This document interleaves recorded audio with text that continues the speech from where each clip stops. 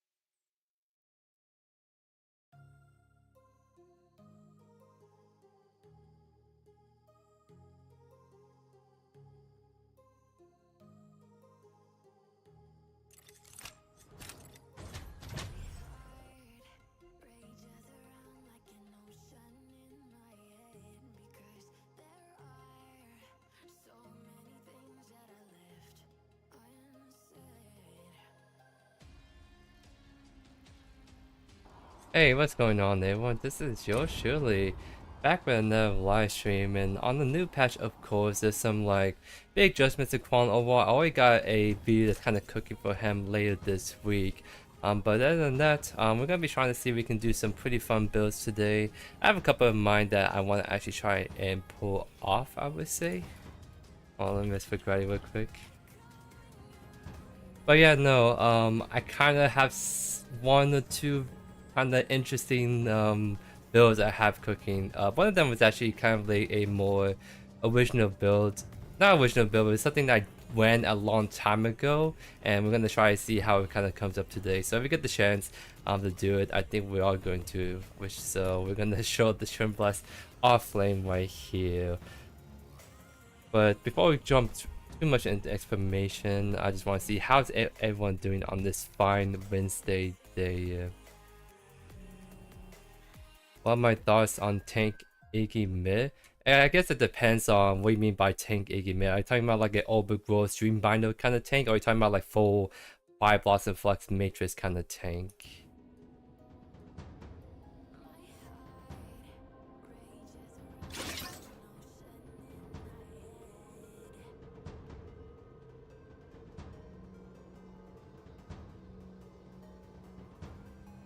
worth a shot or two. You get it? Because I've got.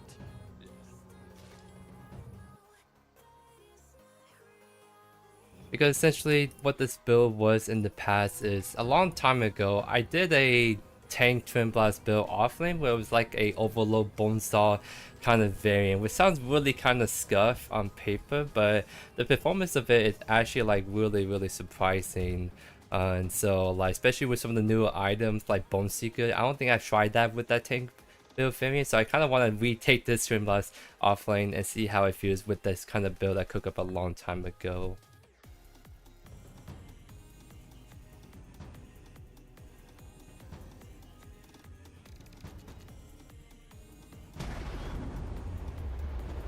The battle ends in 5, 4, 3.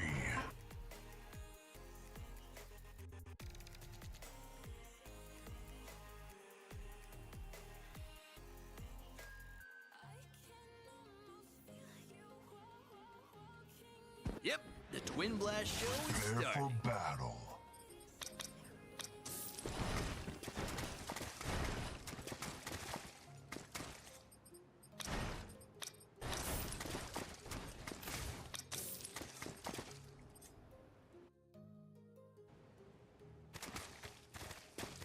Alright, so let's explain a little bit of what I'm going to try and pull off with Twinblast in the offlane, because like I said earlier, a long time ago, I did a tank Twinblast build with Overload, Bonesaw, and the whole reason why that works is because of Twinblast as a kind of a character.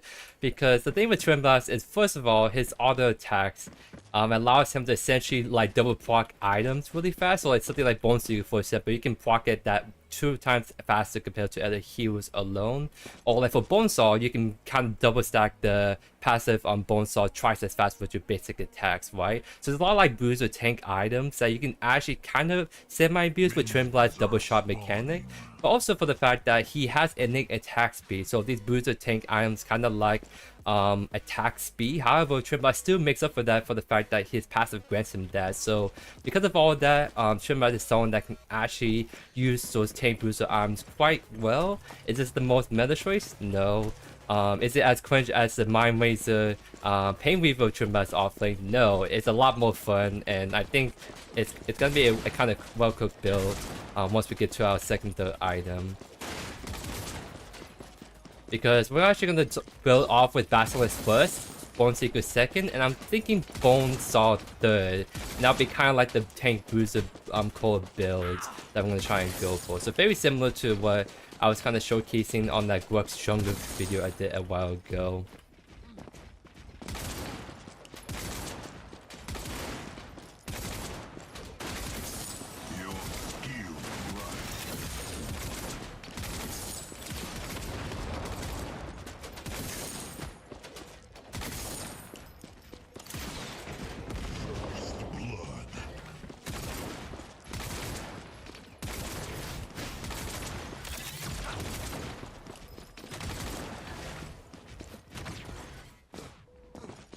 The only thing we want to be a little bit mindful of is we don't want to spam my abilities too much, or else we don't have any mana to actually use. So I'm gonna be mostly using my basic attacks to try into this steal, and using my Q if I want to clear the wave, or if I want to do like a more chunky trade on him. Because he is sort of hitting the wave a little bit, so the wave is not like pushing towards this tower necessarily. Actually, it is now at this point.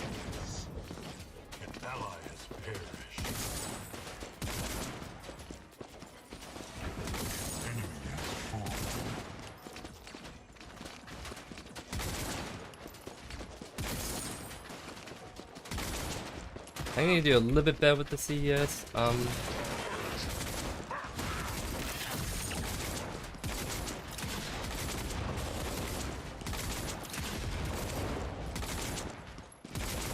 Yeah, as soon as he just uses Q like that, we're just gonna go in really hard to punish him for that. That's why we never had to get aggro on him. It just went as soon as he gets aggro, that's when we start to put out the series damage numbers. Okay, we see Collide right there. Energy is right there, so we'll just back off. We're chilling then. Because we won't get the teal buff probably, but let's see if we can actually force this Collide to use Smite right here actually. Nice. She didn't use Smite, so we actually allowed to save that with the Q, so that's actually so good for me. Because that means I can actually stay in this lane longer and not worry about like getting having to reset earlier.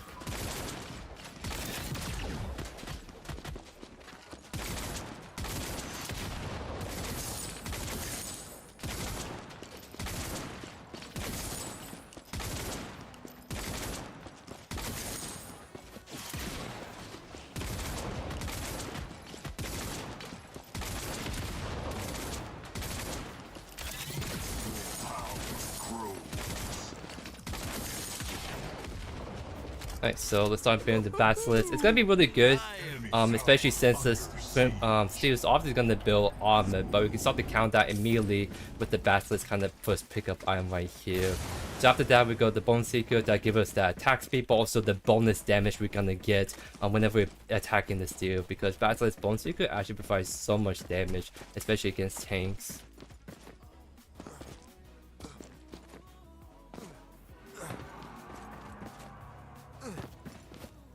And the reason why I'm going Titan's Quest is because I'm trying to go more of a commit tankier build, and with the kind of team cover of Gideon Claw especially, I think Razorback is going to be a really good choice to be able to kind of mitigate damage and reflect it back as a kind of tanky counter character.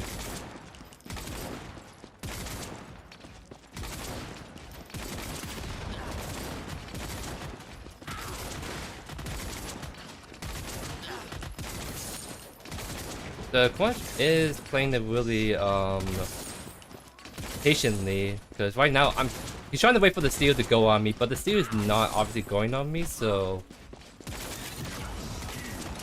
you know what, I'm gonna try to bait this a little bit. Okay, he's still not going in, and yep, the Crunch finally decided to leave. I was trying really hard to bait something, but the steel is playing really passive at the moment. And Mr. Stains with the donation right there. Thank you so much, my friend. How are you doing on this fine Wednesday day, my friend? You are witnessing this Twin Blast tank build we are cooking up today.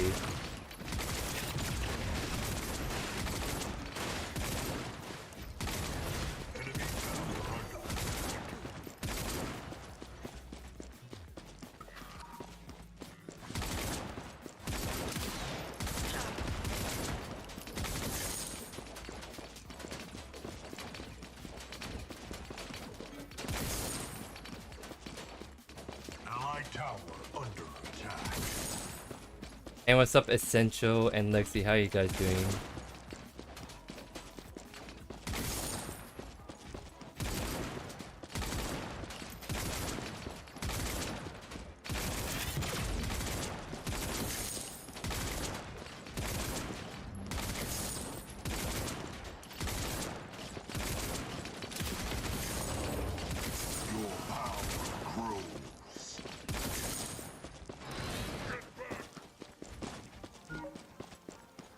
Collide there again.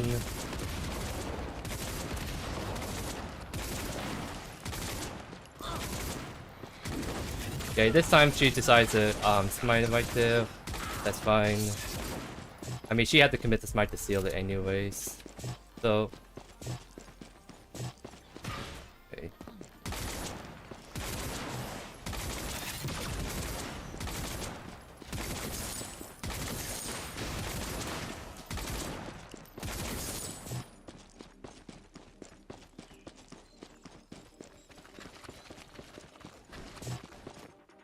Yeah, Kalai is pretty low, so she won't be able to actually go in anymore.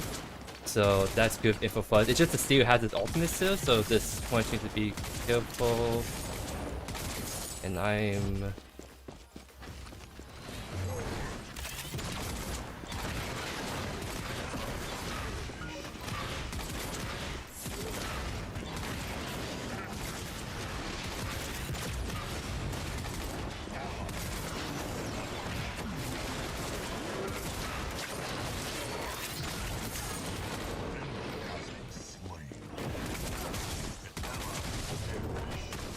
I don't know if I want to blink for this, because I think I blink getting ease and I die, right? I just didn't like the fact that the Crunch kind of like stayed there on the time and greeted for the 3 camp, because it forces me to try to go finish them off right there. Didn't get the kill on the series, so we ended up going for 1 for 2. That's really not ideal in my textbook right there.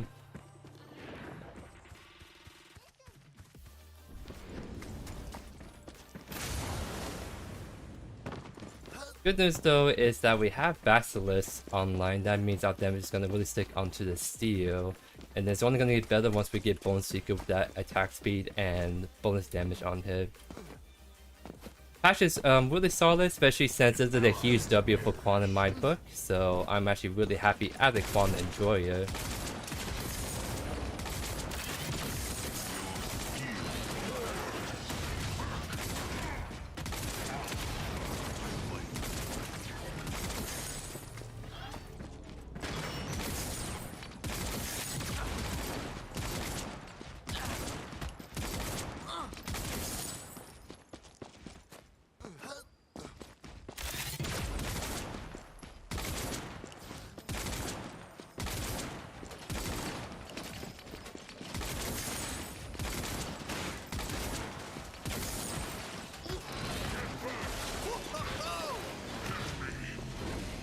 They have the knockup, so we didn't get to like go in on that, unfortunately. Might as well shove this in because Crunch is looking to invade this side again. This means I have to shove in my wave, so I can go help the Crunch if I have to.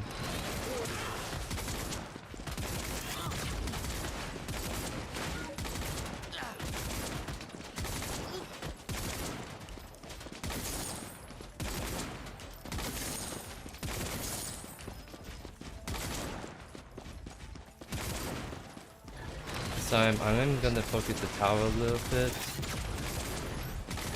Also trying to like auto the steal from time to time.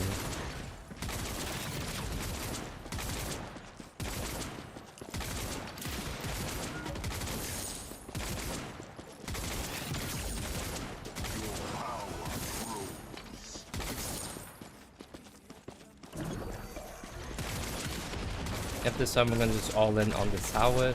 Lies on the left side, so that means we could actually go on to steal right here.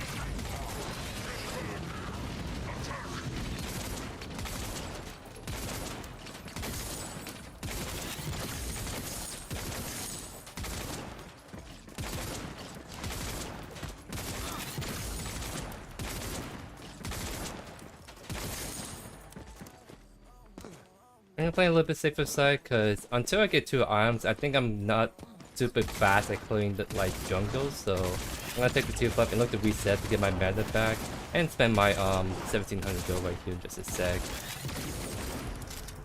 And what's up, Epic? What's up, Kenny? How are you two doing on this fine Wednesday afternoon?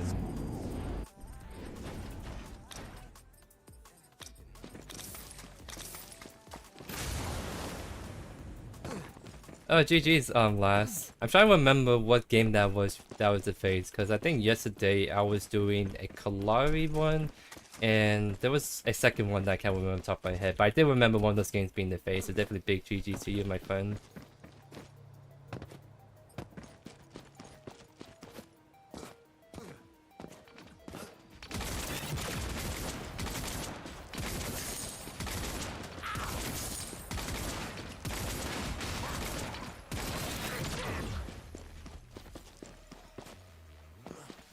Enemy tower under siege.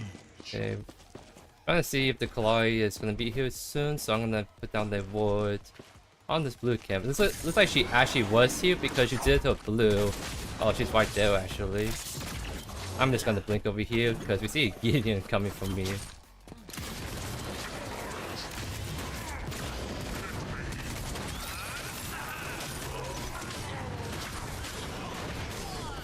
I just did not expect the game to be there. That's the one thing that really sucked right there. Because if the game wasn't there, I could have just kept walking out, but... I mean, it's my bad for checking, because somehow I checked the blue buff, and then, like, she went some other way around, so I didn't went into it at all, because the shipper was up, she did the blue, so she did, like, invis to mid, and then came back to blue camp. That is just so odd passing right there, actually.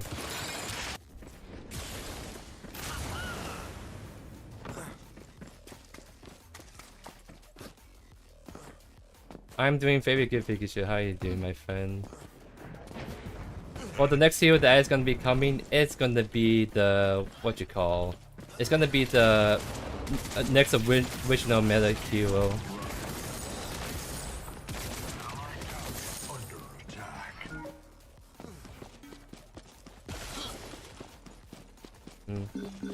Okay, they're fighting, so I'm gonna have to cover this just in case Crunch can't finish off the Drongo. I don't know if I catch that, fortunately. Okay, that kind of sucks right there, because I might lose the white tower as a result. And then get nothing off of that one.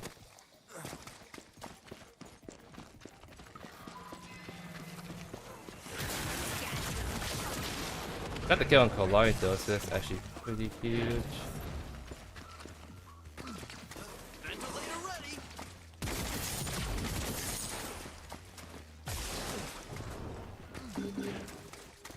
Yeah, I'm actually losing my tower because I tried to go help on left and it just didn't pay off as well as I'd like.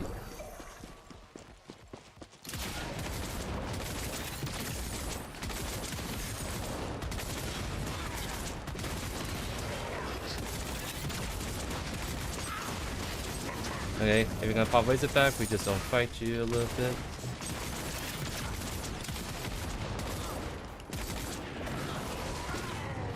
Okay, the Guardian over here.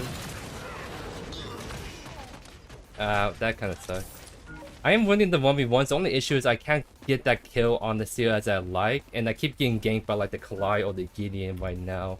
Which obviously, like, doesn't matter how tanky you are. If you have people just kind of camping in lane a little bit, there's nothing much you can really do.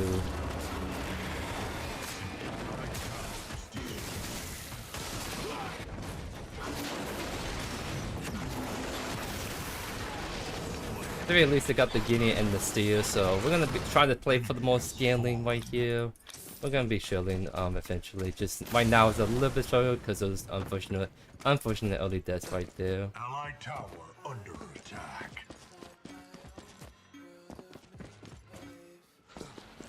An allied tower is destroyed.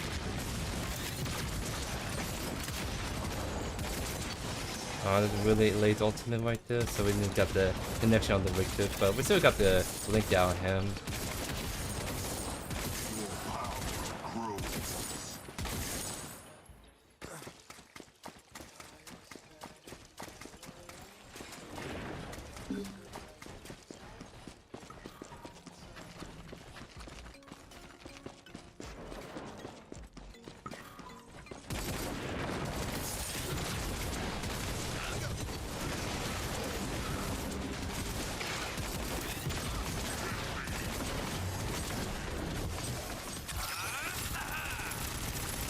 Trying to do that to reduce my cooldown so I can kind of double dash away right there for a bit. Thought that they're gonna go a little bit harder on me, but they never actually used the Razorback.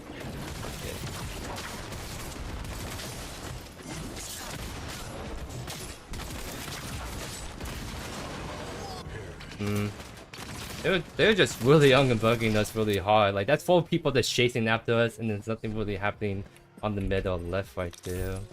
It's kind of one of those games by the looks of things. I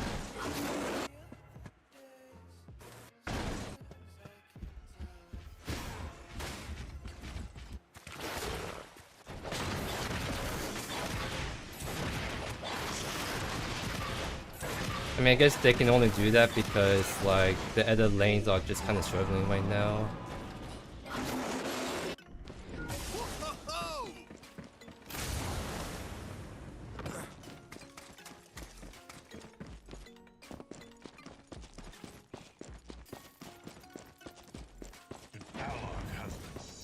This is kind of looking like a scuff fight.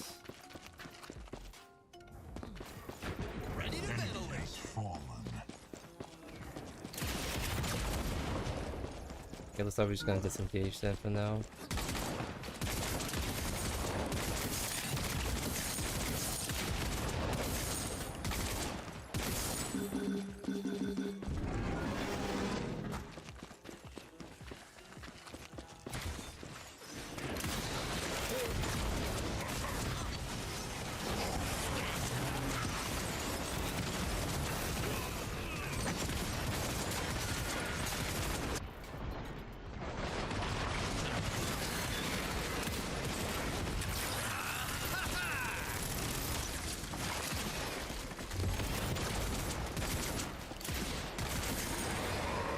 Actually kind of huge. We somehow turned that around, going in that we lost that feint tooth, but at the very least we got 3 kills right there at the cost of our supposed life.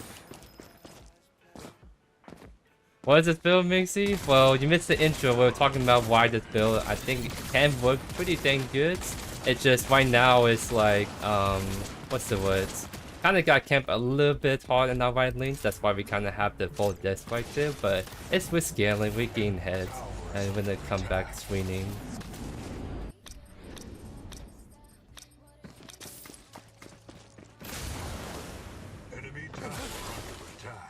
So after Bonesaw, I kind of want to go for more attack speed. However, we kind of don't have options for attack speed and kind of bruisery. So that's when I think we're just gonna have to go like Sky Splitter, Quiver, or some kind of high attack speed item with on hit kind of stuff.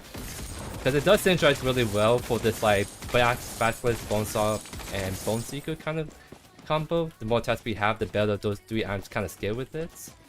The big gun is up. This is the offlane build that we're doing.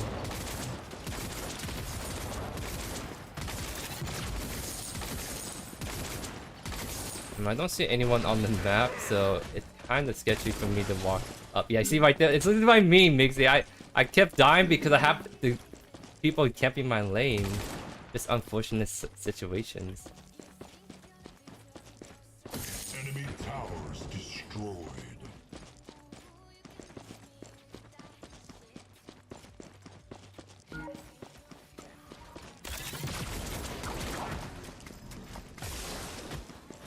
Flies here too.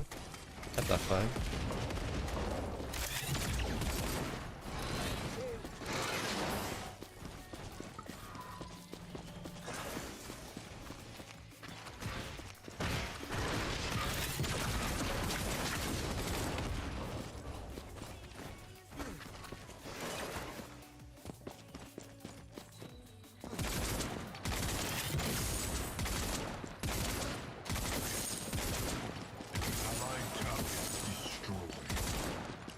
There's 2 people on the left side. Wait, why we're kind of fighting right here.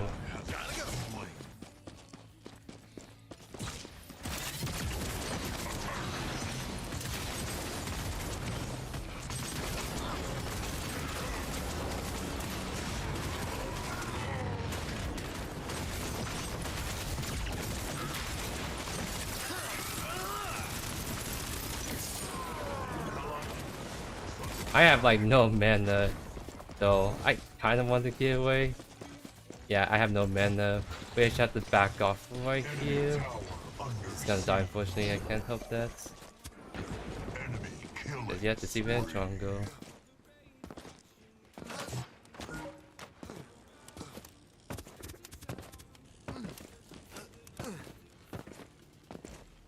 Yeah, I'm starting to notice it too. It's like the lack of mana when we're not going mind waste is very apparent on this build. So I almost want to just maybe just send it on resolution as a first item, just so we have some way to regain mana if we really want to, right?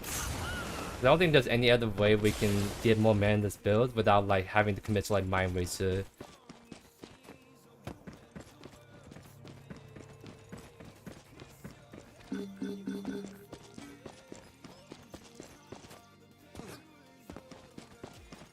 Enemy tower under attack.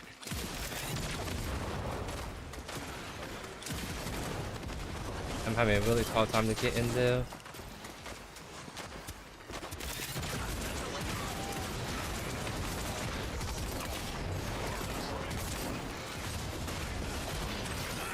Oh my god, the steel wall is really annoying. Cause I was trying to snipe the what you call, I'm actually gonna.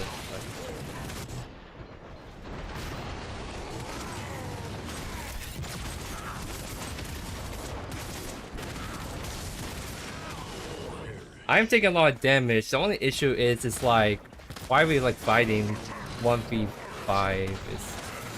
And we're just too spread out, so it's just like kind of really hard to pick out targets we actually need to. Moda kind of salvaging that play a little bit though, so that's pretty nice by him.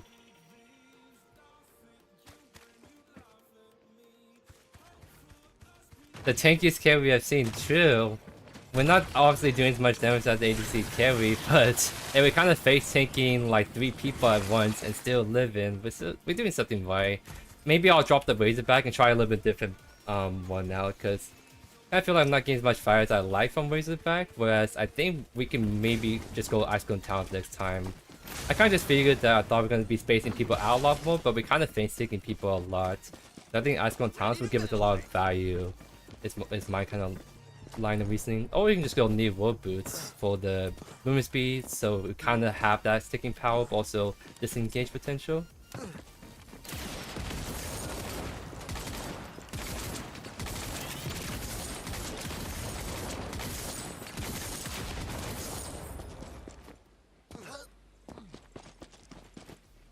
We could go Typhoon.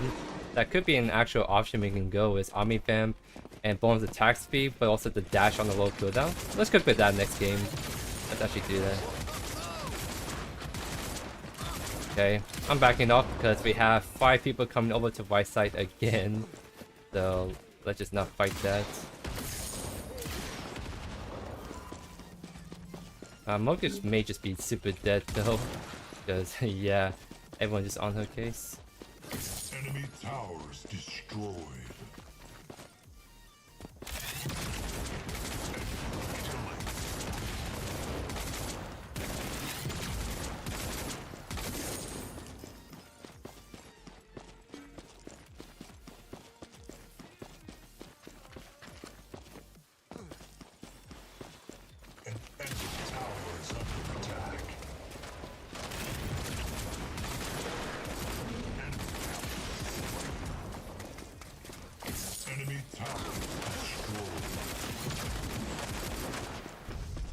We keep taking our time because what we're trying to do is we're trying to stop them from going on fine, but also trying to stop their backs as well.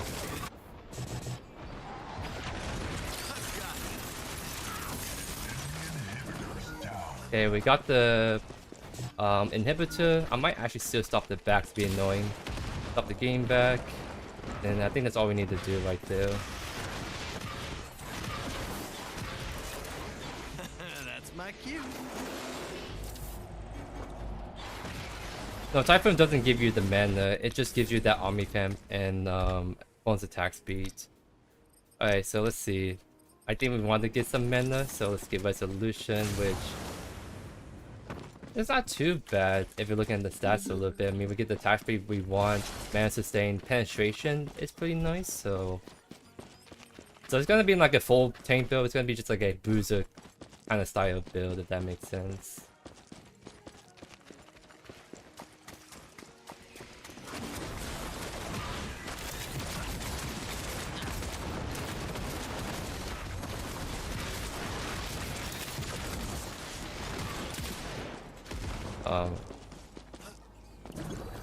It's like 4 people right there. If I try to chase that, even get the kill on Collide, I would most likely die there myself. He messed up the combo because he did the empower on B and pushed the Drongo away from us, so he pushed him in deeper to a spot that's hard to get on top of him.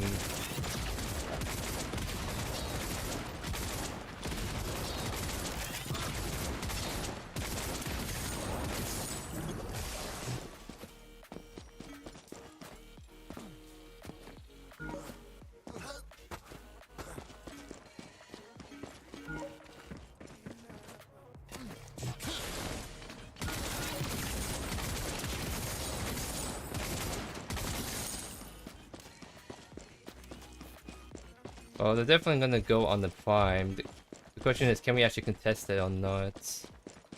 It just really just depends on the Victor if he gets a nice hook.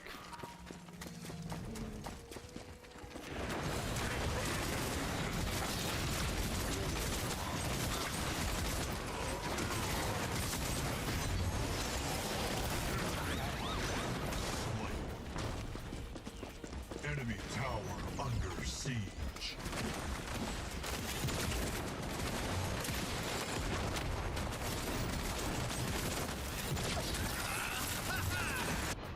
Okay, wait to blink on me.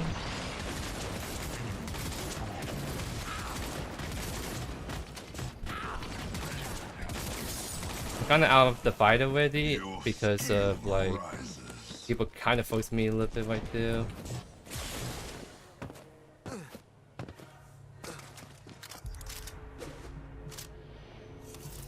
I think, do we actually need to go Mind Razor? Because I'm really trying to commit to the tank build, but this whole like resolution is coming in pretty late to solve our mana issues. But at the same time, this has been like a really chaotic game of just constant team fighting, and we all just kept losing most of them.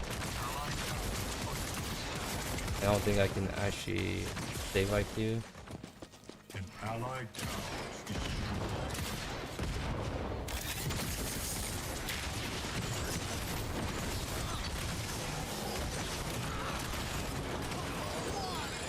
Dang, that actually combo killed me right there. I didn't get a chance to blink out because I got CT locked and silenced by the wake the last second.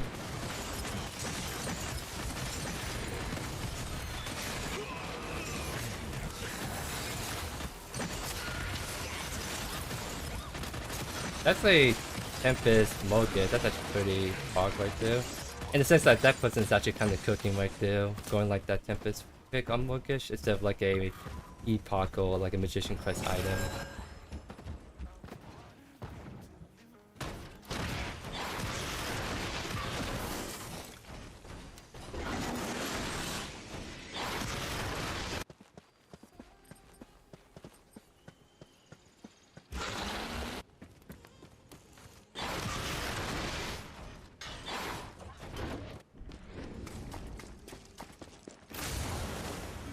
I'm gonna just kind of split pushing because this is the build that I kind of mainly want to split push with anyways. Because it just seems like if it's a 5v5 fights, most of the time we're not even winning them. So I'm hoping that if they're gonna focus their attention on like the next feinters, for example, I can kind of pressure the right side and try to see if we can knock down the Inhibitor.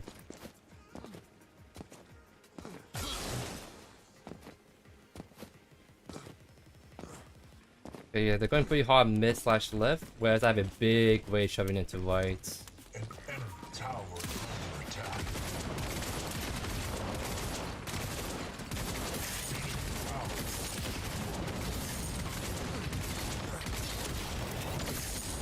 An enemy is heroic. Gain's coming over though. So I think he kind of one-shots my wave a little bit. We can kind of damage it a little bit. I had the Gain ultimate just used.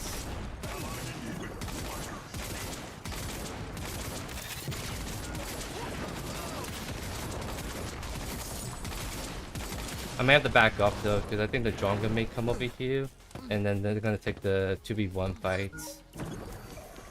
Actually, no, they're going on Primal. Okay, I'm gonna keep the Gain here a little bit longer then, if that's gonna be the case. But yeah, it's just too late by the time I wanted to go there anyways.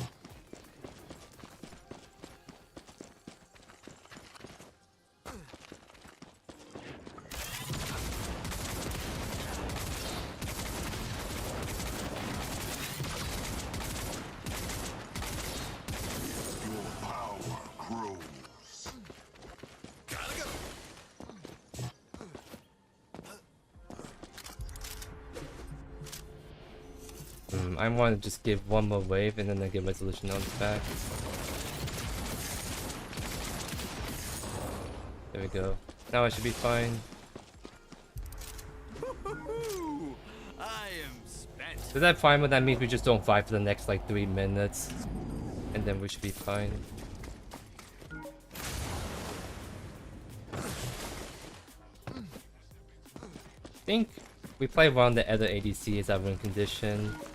Also with the Mogish too, if we keep like the Mogish, myself, and Murdoch alive, I think we actually have a very good chance of winning these team fights out.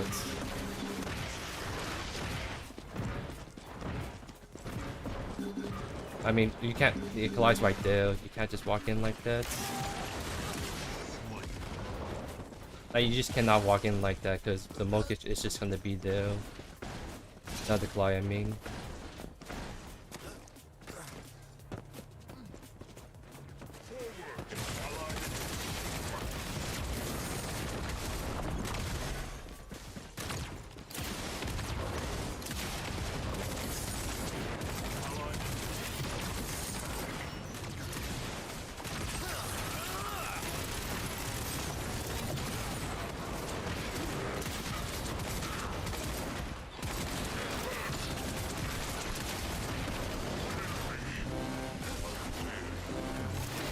And we're kind of close with the call right there because, yeah. I mean, the build wasn't like as bad, wasn't like that bad. It's just the fact that all the other lanes just like kept dying over and over right there in the beginning. I think I was the only one that was sort of semi-fine on KDA for like the first 20 minutes right there. It's mostly like the dual lane that struggled really hard. Like that, this one point, like the Modak was like 2 and 5, 2 and 6. So only until we start the team fight after another that we start to kind of catch back up right there. Oh yeah, we just started the stream, silly, so nothing too major you just missed right there, other than we're trying to cook, which we did output the most damage on the team technically, even though probably didn't look like that in some of those team fights. So we are cooking a build that does a lot of damage from Twin Blood. It's just we don't have the rest of the team doing their damage right there. Yeah, I was thinking about doing the Titans quest. I kind of want to see how the Titan quest kind of feel, but it kind of feels like I'm just face taking a lot of people anyways. So I might as well just go Ice Golem Talons. So if I kind of show you guys this item a little bit in detail, where is it at? Because it's gonna be really nice because not only we get the movement speed and slow for enemies, but also we gain increased physical power, which will also technically help out balancing out for the fact that we're not going pure damage. So this actually can be a nice bonus for us to try and go into.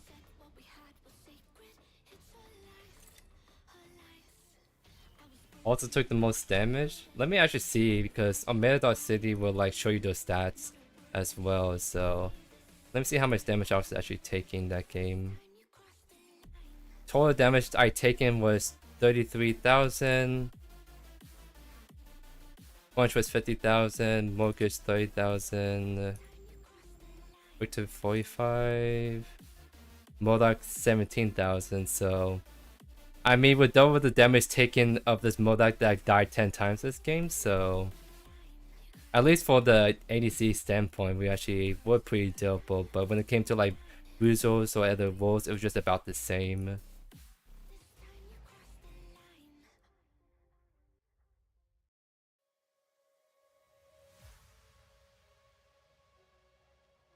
Have I tried on Chimera?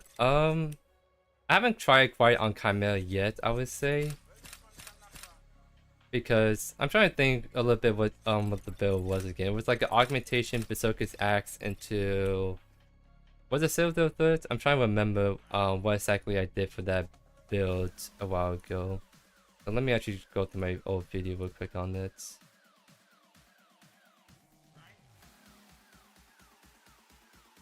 So augmentation Axe, Citadel, Omen, Perforator. I mean, I can see this working on Chimera.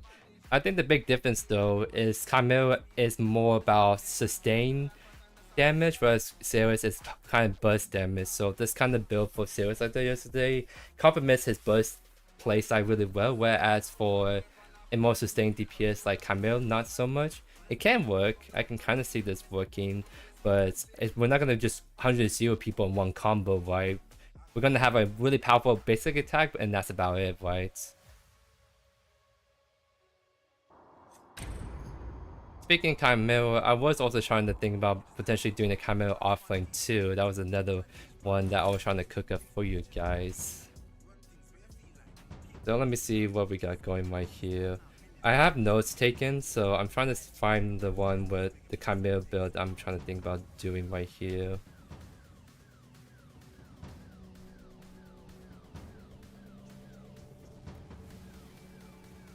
Actually, I don't know if I can find it. Let me actually go look this up real quick.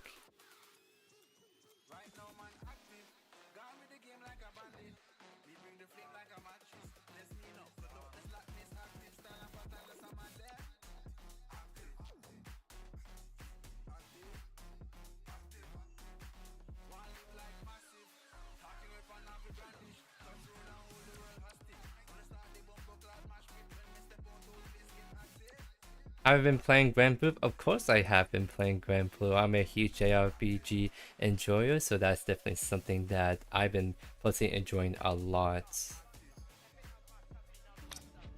I'm gonna run this pick back again because I mean I can either go this or go like for the Chimera right here, but I kind of feel a little bit more warm up now, so I want to just run it back this time.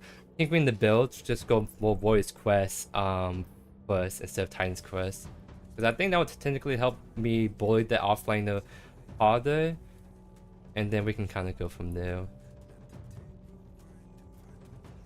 Oh yeah, Persona 3 is also a game that just came out with the like kind of remastered edition that you can get on Xbox Game Pass if you have that.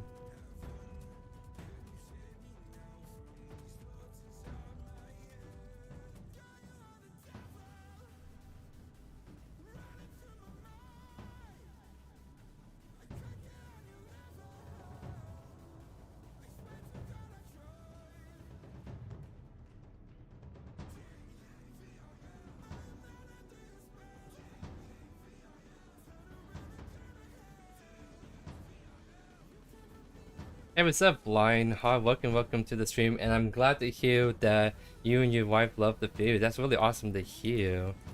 Have you guys played Paragon in the past, or is Predecessor like a brand new MOBA to you guys? Also, you silly, that's actually really interesting. I never hear people like talking about couples or husband and wife playing like MOBAs together. That's like a kind of first for me.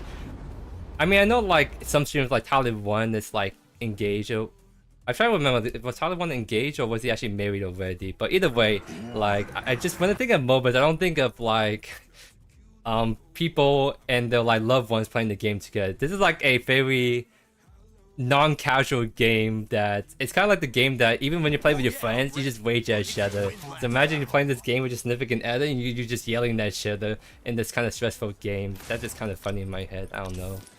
But really cool to hear though, 100%. So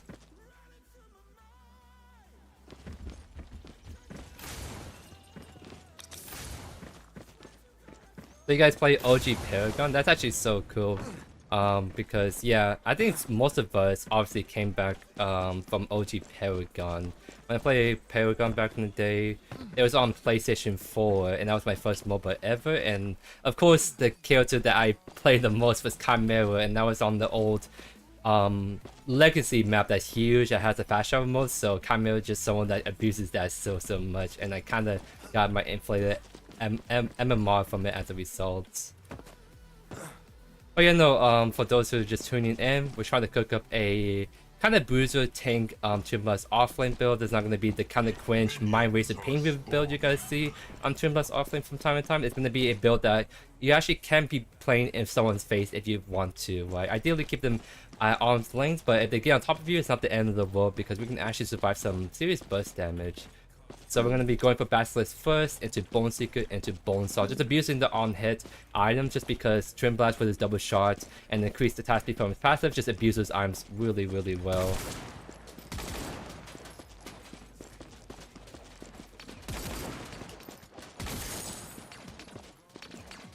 Trying to see if we can like bullet save walk out, see how we already making him not able to walk up to us.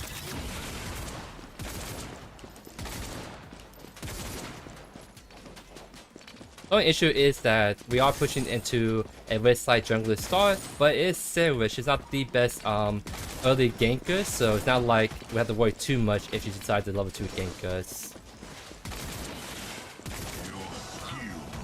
I'm actually going my dash just in case. I don't think I need to use my grenades for harassment. I'd rather save my mana a little bit better. And welcome to the Truly squad, my friend Lion. Welcome.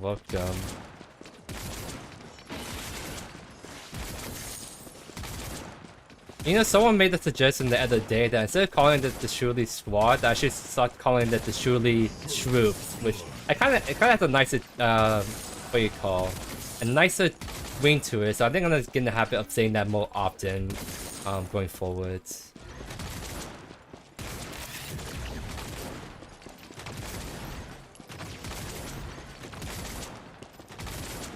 See the sales right here.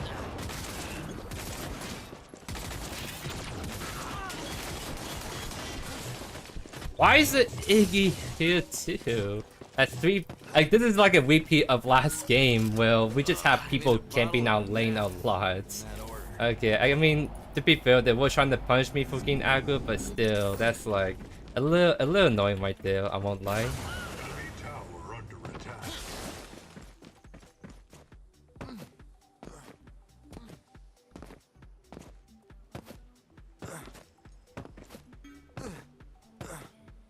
Yeah, like if you're playing like a ranged offlane, even if it's like a tank build I'm trying to cook up, obviously the best way to shut down this offlane pick is just to kind of gank a lot, right?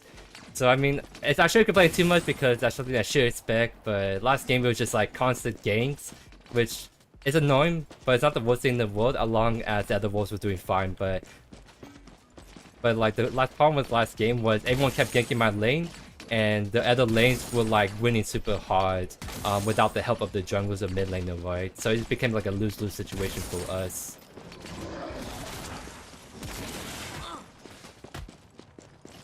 Hasn't got Brimstone just yet, so we can actually kind of chill for a little bit.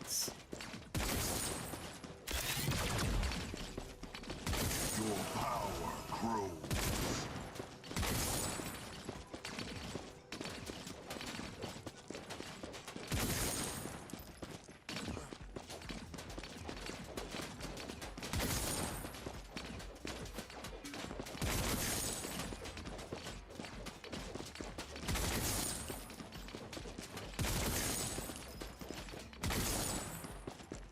See, we see Sarah's invading the right side, so that means that we can play aggressive a little bit right here.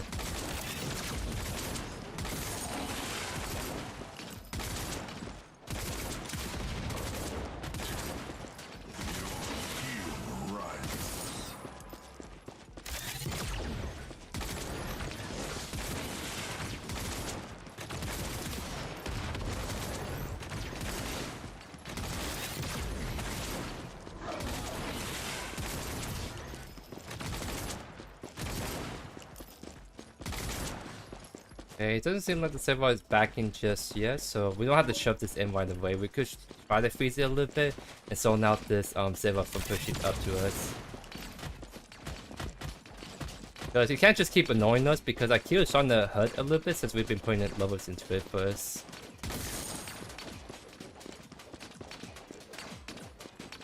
Yep, we're up on CS. I ideally want to create an even larger CS gap, but for now I think it's kind of chilling.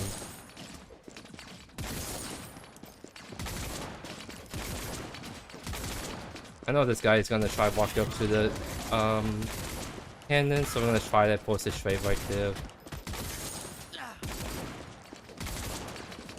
And I imagine Sarah might actually be here soon, so I have to be a little careful. I'm gonna just ward up just so I can get vision on her. Let's actually ward the 5 camp as well.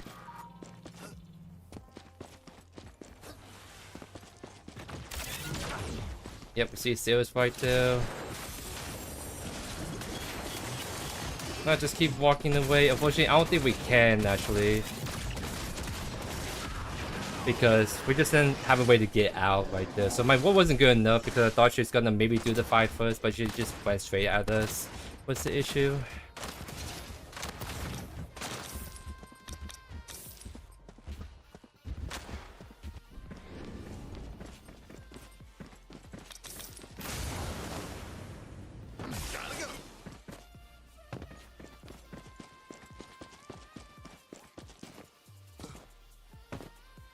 What we really needed right there was our ultimate, because if we get our ultimate, we dash, use our ultimate to get the cooldown reduction, and dash again. I think we would live, but we just lived 1 minion short, and we just did not got it, unfortunately.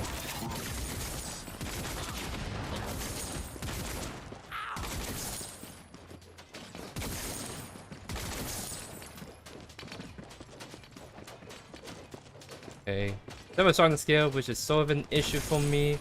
I was hoping to try to get a bigger lead, but since Sarah's been kind of looking at my lane quite a bit right there, I kind of got punished, and now I'm starting to fall behind a little bit. Allied tower under attack.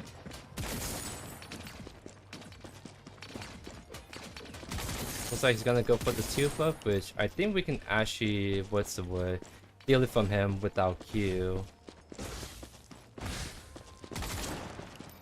Yeah, see how he's trying to do it, but we're actually going to be autoing him right here.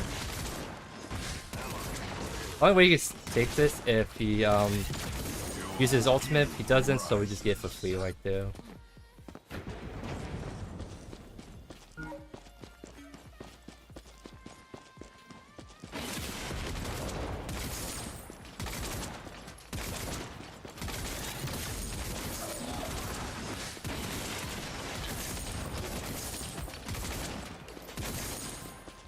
So make sure this shoves in all the way.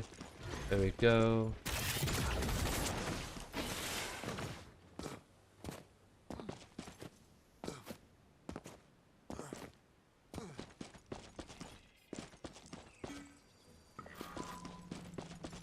That go fine.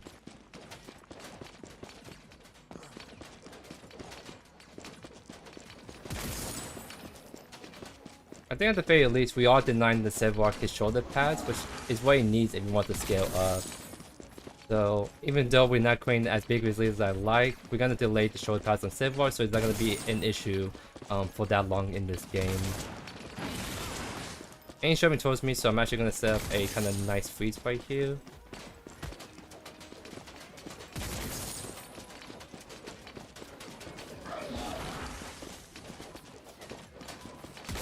I mean, I don't know how I can like bait this, because this is what he's been kind of doing. He just kind of sits there, but doesn't. Okay, now he's actually going in, and I mean that's what you need to do. If you can't just wait 15 seconds and not do anything.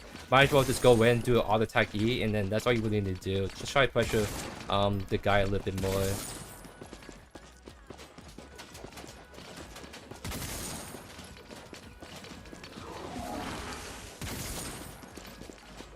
Yeah, he's getting to the point that he's not actually walking up anymore.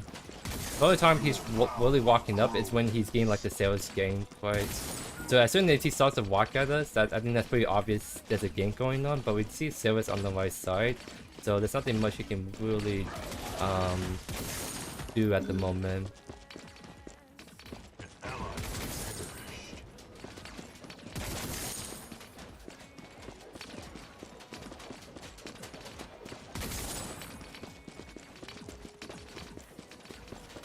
Okay, this is starting to shove towards his towers, so I might have to hard shove the next wave in so I don't get stuck at the tower again.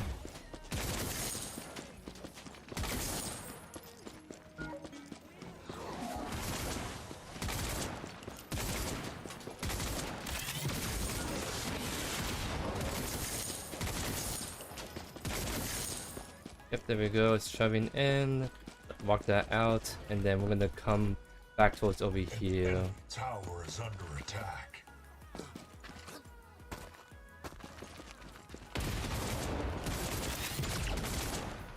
Yeah, I mean, Sevrock's playing it like how he should.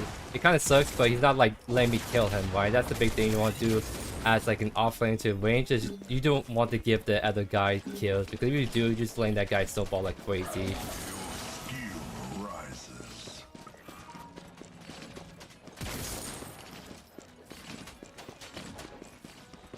And to be fair, I never really actually play range offlane unless I'm cooking something. And when I do play like a ADC offlane, it's not like a normal ADC build. It's literally like a tank build I'm trying to cook up. So it's not like the super cringe build that people normally would run on this pick offlane. I'm gonna go help this immediately.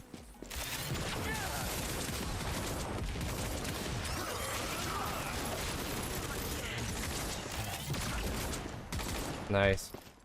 You saw how immediately that as soon as they thought fine, I just rotate immediately, because especially since I have so much like pressure in this lane, I just have to like help my jungler when he is getting caught out like that.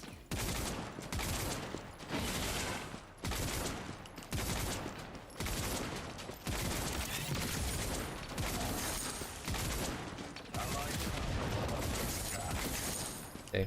I'm just gonna like go reset right here. This allows me time to get back to lane before the Sevrock does, because he obviously needs it back too. Okay, Ice Golem Talents is the name of the game. Start building Bone Seeker, so I expect this is where we start to hurt the Sevrock more, because now we have the HP damage on our basic attacks, and Sevrock is someone that scales off of HP a whole ton, so now I think we start to cook him a little bit, but obviously Sevrock's still gonna be tanky because he's building like armor obviously against us.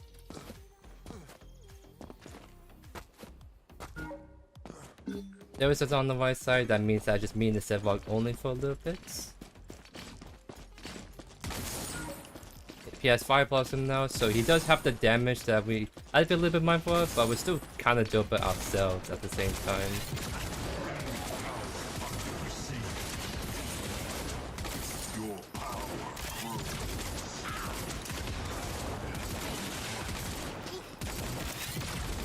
Yeah, I see how we're kind of shocking through him because that's the point. He actually finally walked up to the wave to test a little bit. However, he just kind of know me auto-hitting him, so he just took like half his HP bar as a result. Ventilator ready. I'm just gonna keep walking this guy.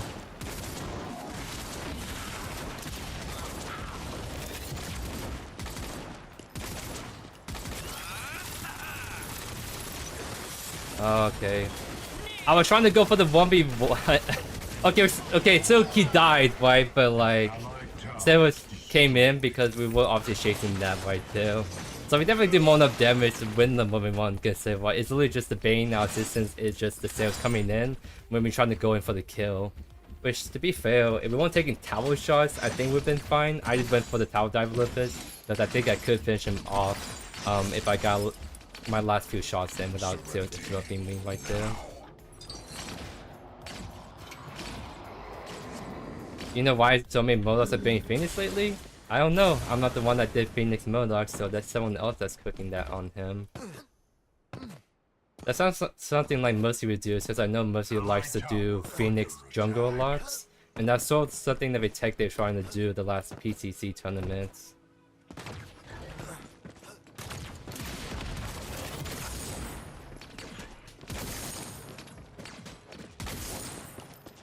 Devs is going to the right side, good info for us.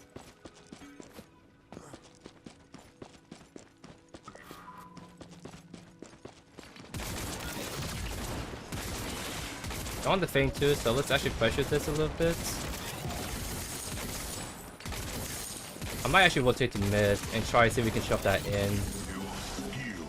Because if we want to fight Feintus, we can actually go participate, or we don't fight Feintus and just get a free T1 tower right here.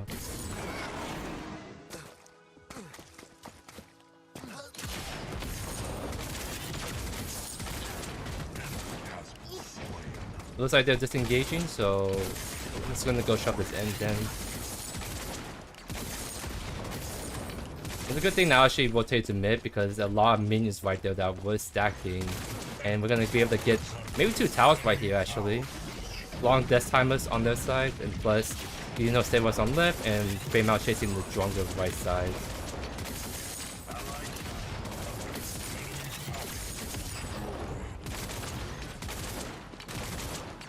It won't be enough, but it's definitely gonna be a lot of damage we're gonna be doing right there.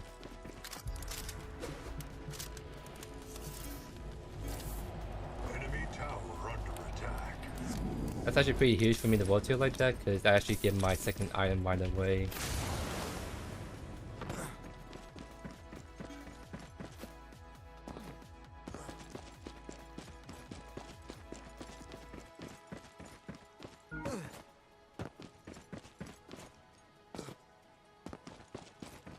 I want to see if we can actually force it all in the server. The only issue is he's been playing pretty passive this game, and if we do try to get aggressive on him, we might just get ganked again by the Sailors, so we have to be a little bit careful. But more than anything, I just want to limit test this build a bit more, but it's hard to do that if we're not actually face brawling this server.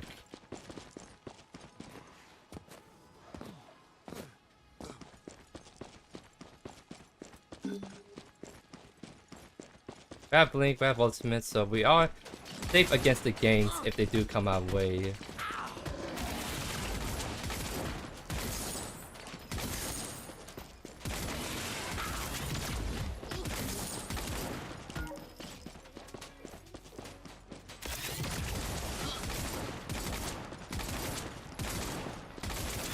I know he's trying to like set up a knockback play, that's why I kind of make sure I'm not in range to get knocked in like that.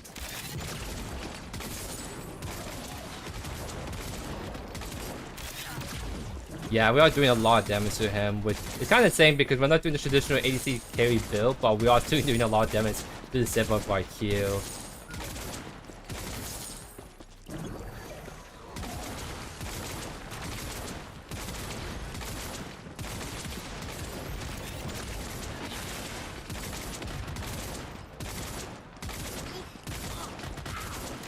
Nice. So we won't get the kill on Sedwalk, but we're gonna definitely get this tower, and that's just even more good for me.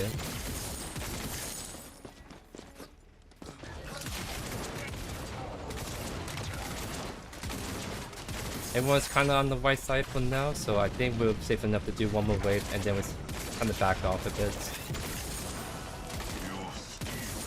We see Sales right there actually, so let's walk towards here. We could force something on her if she walked into us. Like for example, can we maybe force something right here? I'll walk and bait this out. Allied tower under attack. An allied tower's destroyed.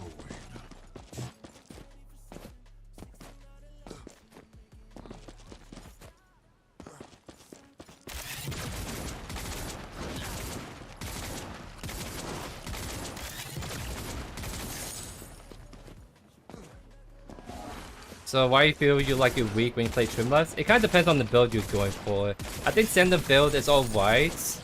But I think the main build that people run on him is actually like the Mind Racer, Pain Reaper, Pepfrey kind of build, which is not recommended obviously.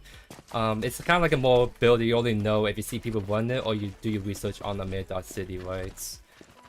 But that's the build that I think is the best on Trimblast, and that's why his carry build probably feels weak, is because they're trying to nerf his like Mind Racer build, which indirectly also nerf his normal carry build, that makes sense.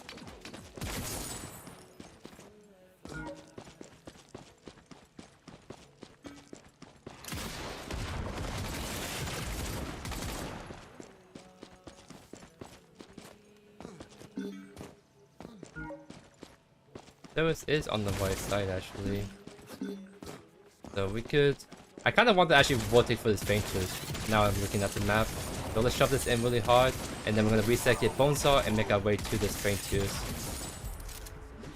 That's my cue. Actually, let's go on Bellica.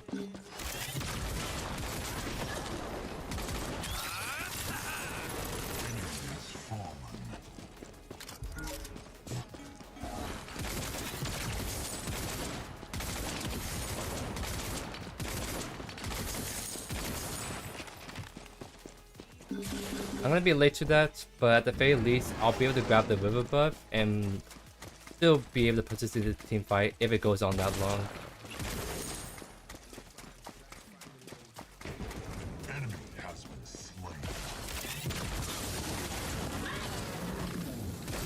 Okay, we got the ultimate out of the ED. Alright, let's reset, get Bonesaw. So we're doing really good on the CS. Like, we kind of were struggling a little bit early game, but I guess part of the reason is because this, what do you call?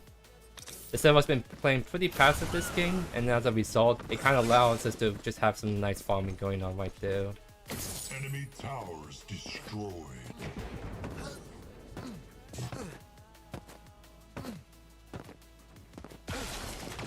Yeah, most of the time, Trimblast ultimate is used to secure kills.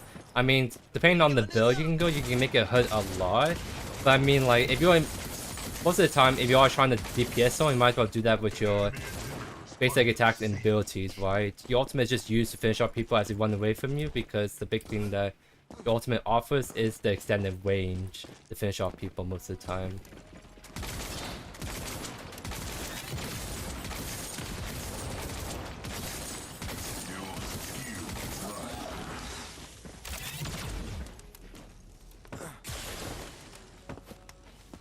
These Sarahs right there. My Fama should be fine, I would hope so. Then mine may not be fine. But I'm way too far away, so I can't help with that realistically.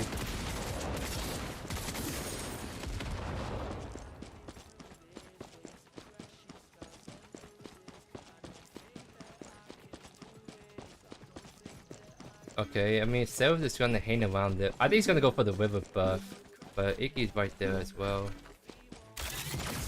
I'll take that buff for myself, thank you.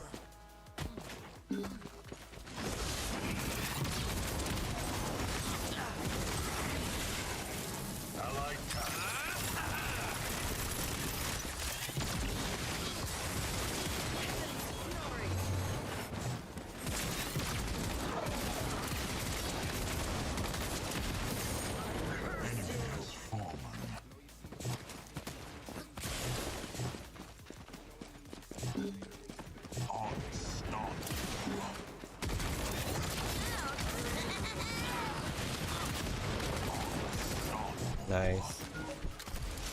I need a bottle and a nap. In that order. I am so low, I might as well just take a reset right now, and then I'll be on my way. But yeah, no, that's like the perfect example of what... So there's two uses of your ultimate. One to finish off people from range, or use it to reset the cooldown on your E, because your ultimate hits will reduce the cooldown of your E. So you can dash away, use your ultimate, do a lot of multi-proc, and then dash away again. And because I did that, I was able to stay really elusive in that and actually live. So your ultimate, you can think of it as more of utility, besides being like a pure damage kind of ability, if that makes sense. And what is up, Coco Bella? How you doing, my good sir?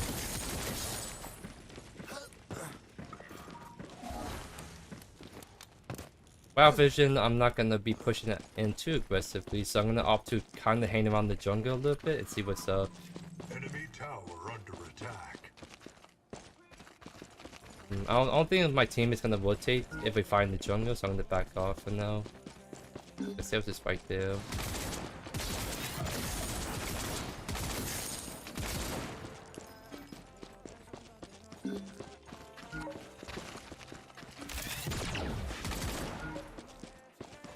She's by herself, actually, so I kind of...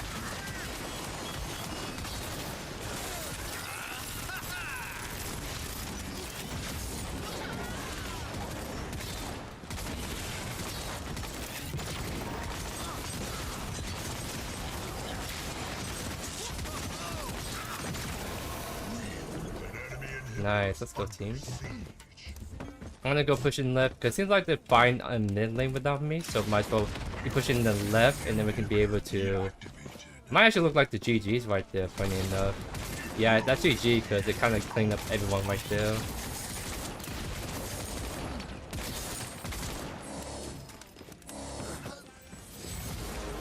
Oh, there we go. Kinda got the W. Kinda got a little bit better showcase right there, although not as much action-packed like action as I would like, but let's see how the damage numbers kind of pop up there towards the end, because at the very least I kind of felt like I was pretty dang durable still while also having the kill threat to really just solo anyone. Worth a shot.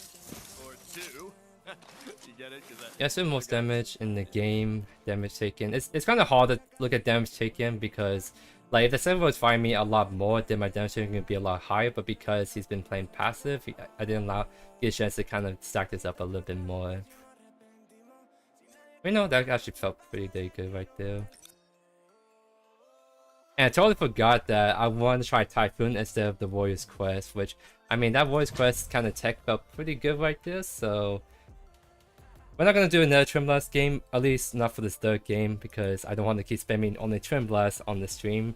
So let's kind of cook something up a little different next game, and then maybe if we have enough time, I'll try to see if we can do one more Trim Blast offlane game and see if we can get a solid showcase of the build.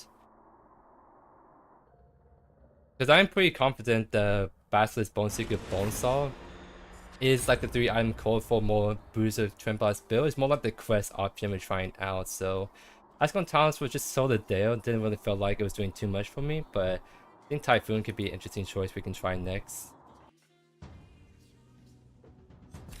Yep, and that Fame Mouse skin do look pretty nice. I already did my video on that, so you guys will see that in the coming week. I kind of game on that Fame Mouse skin, but also just some good old offlane Fame Mouse stuff.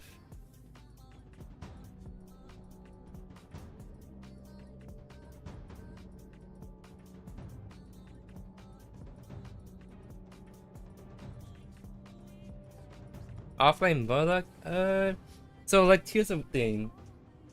The reason why I've been doing tank Twin Blast offlane is just because his like auto attacks being 2 shots, and the fact that he has innate attack speed means that he can actually abuse certain like tank items that other ADCs won't be able to do nearly as good. Like the same build that I was doing, if you do on Murdoch for example, that build wouldn't work nearly as good because you're not going to be able to stack the Basilisk or the Bonesaw or the Bone Seeker nearly as fast. Trim Blast literally can do it 2 times faster than any other ADC in the game, and that's why we want that tank build on him and not on other ADCs.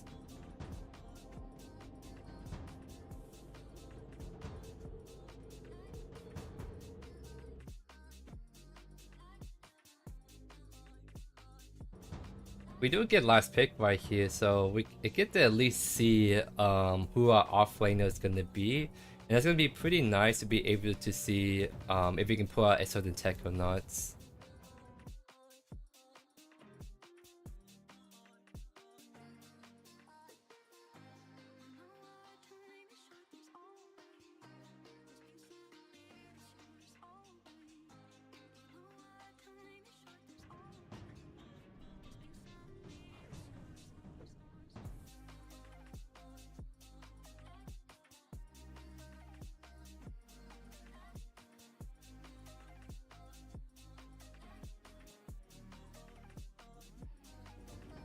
Okay, so should be a Kalai jungle is my guess, and then it's either gonna be a Rito offlane or whoever this other pick is gonna be. Okay, so it's gonna be what it looks like gonna be maybe a Fame Out offlane. Let's see. I think I have a deck we can pull up right here.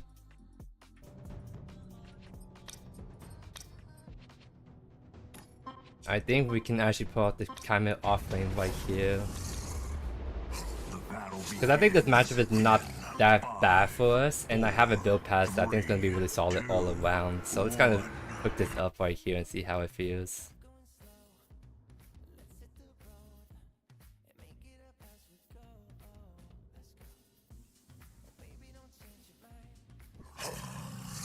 Prepare for battle.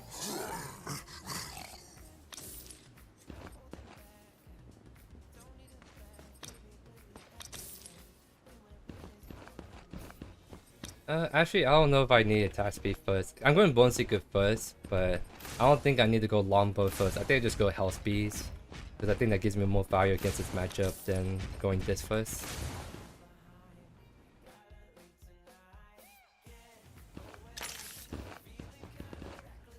Alright, you guys been requesting for a while, so we're going to try to see if we can pull out the Camel offlane for you guys today. The build we're going to be trying to run is Bone Seeker, Citadel, Bone Star. The reason why we're going Bone Seeker first is because I seriously think this item is like super underrated at the moment, because that 20% damage bonus is pretty nuts, and the fact that it's an HP item but also gives us attack speed is just so good, because some heroes like Grux Chimera feels really nice if you have some attack speed in it, along as you're still building Bruiser, and that Bone Seeker is like that all-in-one item, because we don't need like Basilisk or Bone Star first. I think Bone Seeker will give us a little bit more value early on, and then we start to build out the rest of the build afterwards. We're going to Citadel second, that's a more like a tech option in this matchup against like the Fame Mal, but also it's nice armor against the Kalari as well.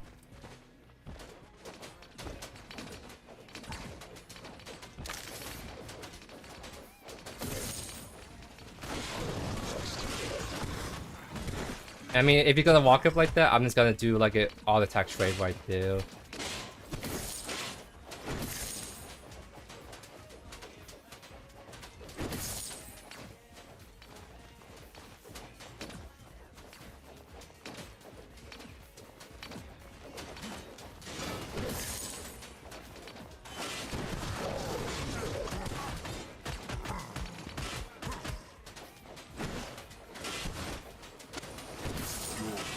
I'm gonna go with the E because I kind of want to use my E as a way to, what's the word?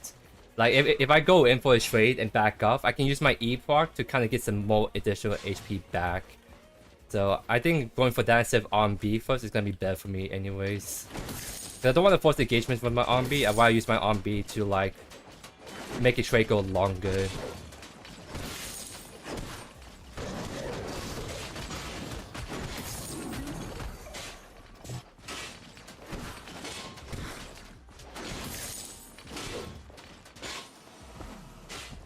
It's gonna be a little tricky matchup because Fame Out does way better in the short trades than I do. I'm hoping that I can at least stay even with him, scale up, and to the point where I can just kind of run them down. But I need to get first item on level 6 before I can start to do that kind of action.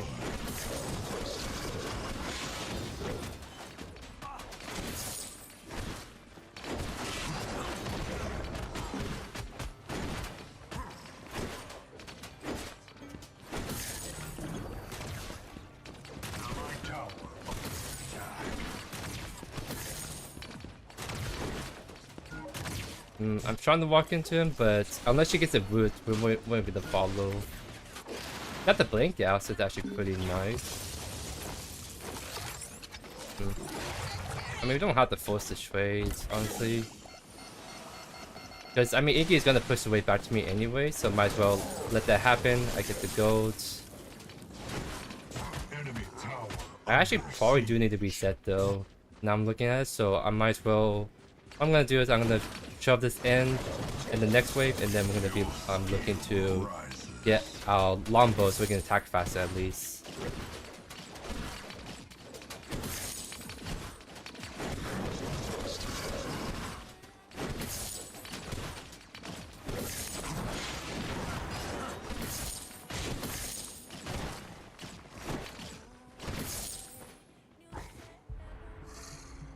A little off from my composite bow, which is not like super ideal.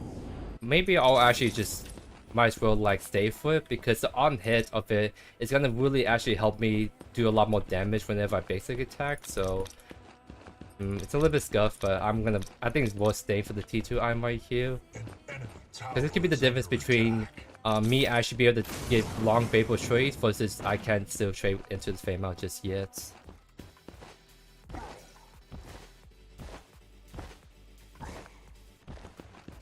GG's Dakota, sorry, did a little bit belated. I think you did that perfectly fine, because at the very least in that Zev matchup, you didn't like die to me, and that's a big thing you don't want to do as like the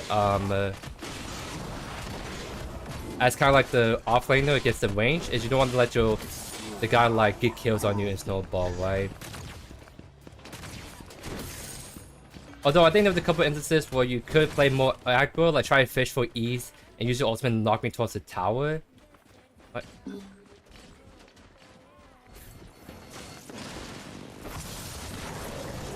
Iggy is right there, so we're actually gonna back off immediately. But we got a really solid trade onto the Flame Mouse, so he actually had to back off.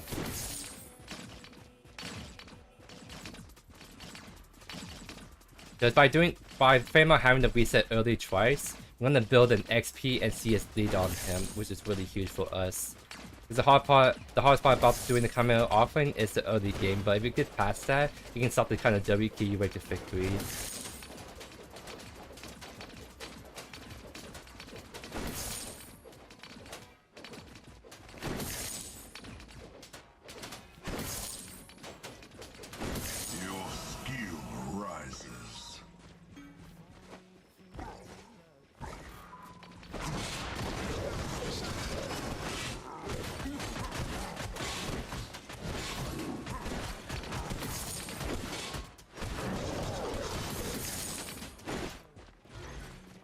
Nice, let's shove in nice and good. That means the wave's going to start to reset back towards my side.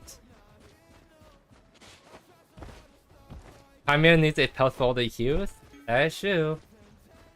He had the Grudge pellet already, might as well add the Fame Out pellet as well. I don't want to take that kill because I didn't contribute to that at all.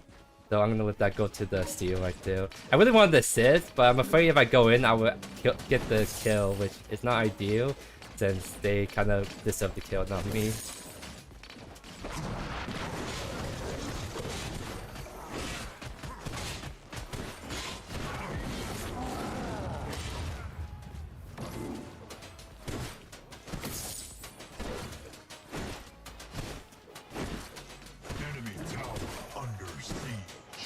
Yeah, like I said, that composite bow on hit is coming super clutch for me to be able to get super aggro right there. So I'm glad I stayed for that, because now I'm actually able to bully the Fame out pretty dang easily out of lane. An ally has perished.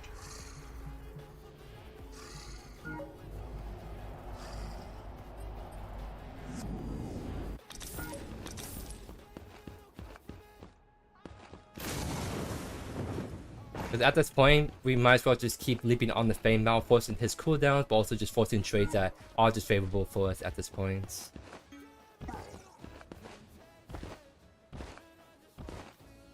Imagine Chimera with Quan's Lush Hail? No, don't do my boy dirty like that. He would never lose to anyone 1v1, I guarantee it.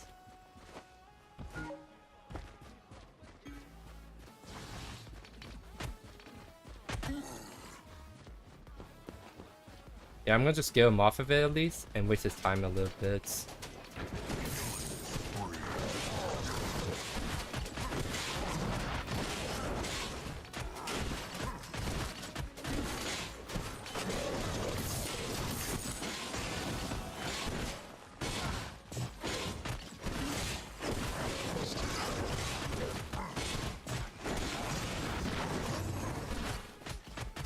He has dash, so I'm not gonna try to ball blinking after him.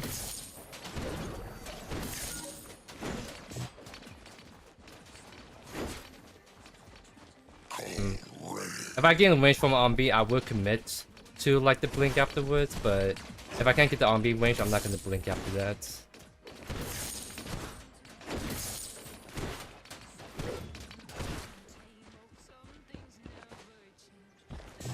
So let's shove in one way, get heal buff, and then that should be enough to get us going on Bone Seeker.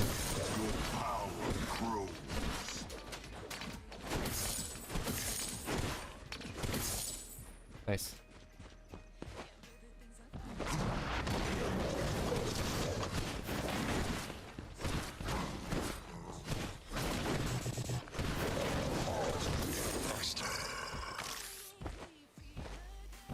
Because now every time we are attacking this dude, he's gonna be taking increased damage, and that's gonna really add up in these extended trades right here.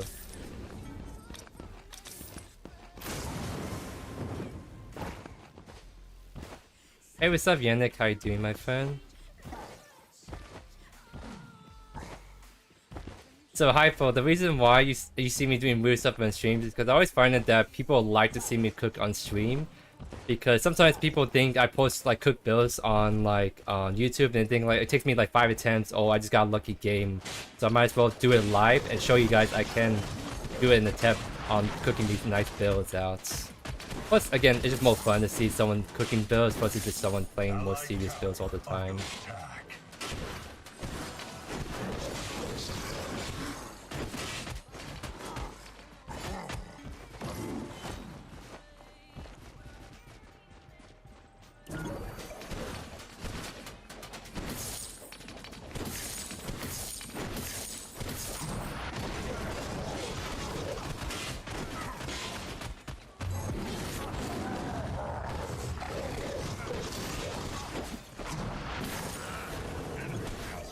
We know he doesn't have blink, so all we need to wipe out is the dash. So we blink after him, use ultimate, and that's just the ED dub for JoeYoursTruly.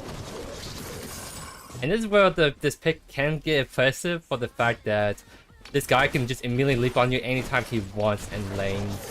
And I mean, to be fair, like he needs to like get ahead or start the snowball. It's easy to bully him out otherwise, but in this kind of matchup, I think we're just starting to cook him now.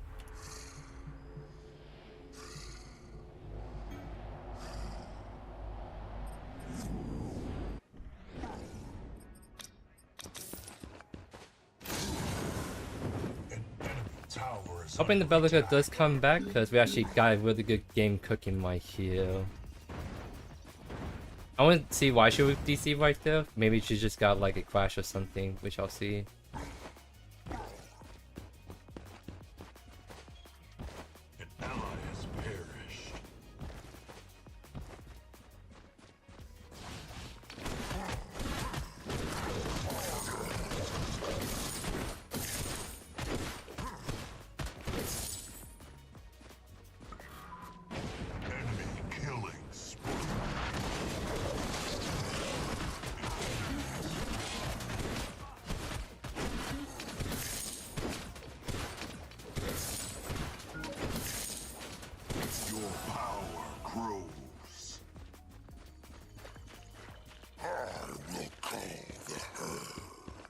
Tower under attack.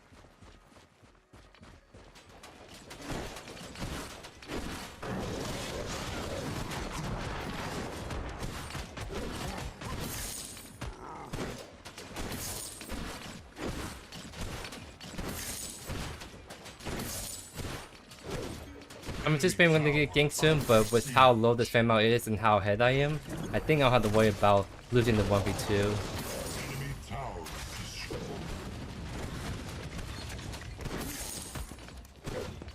Don't let my gadgets fine, so I'm gonna keep shoving this in for now.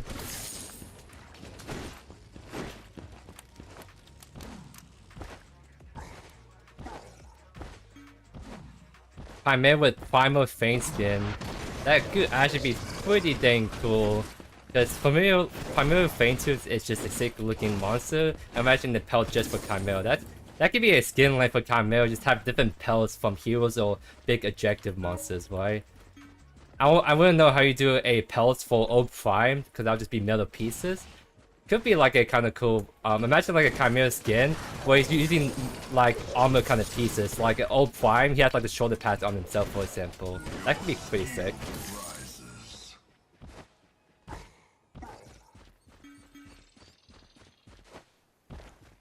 I think they're making a play on Feint too, so I'm gonna have a mid shove it in, maybe? Try to get the T1 tower knocked down.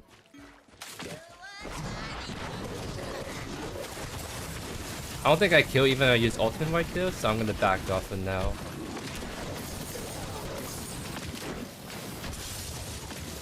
Just on the Feinters, I'm just gonna go yoink her off of it. Alright, she got off of it. She was there for a sec and now she's not. Allied tower under attack. Yep, I think we can maybe force it. At the very least, I'll stack up my passive on it.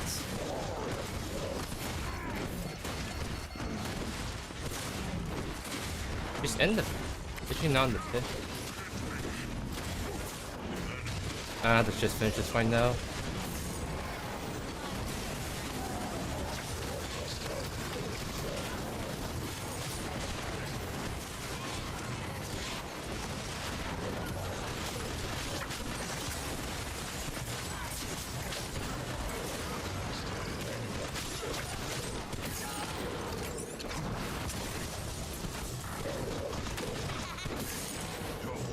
We are kind of cooking with Chimera off lane, not gonna lie, not gonna lie.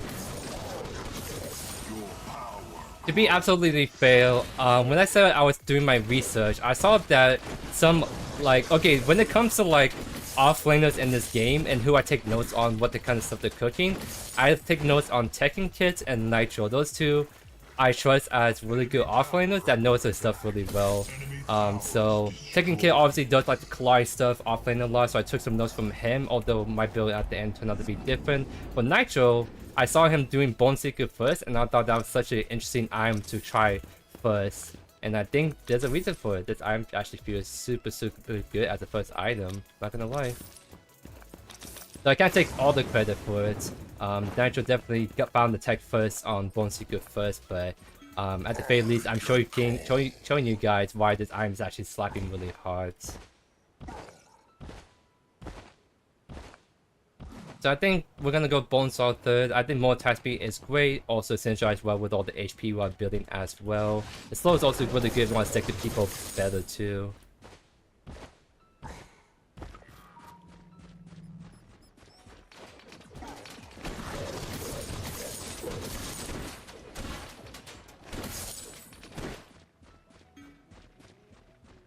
Allied tower under attack.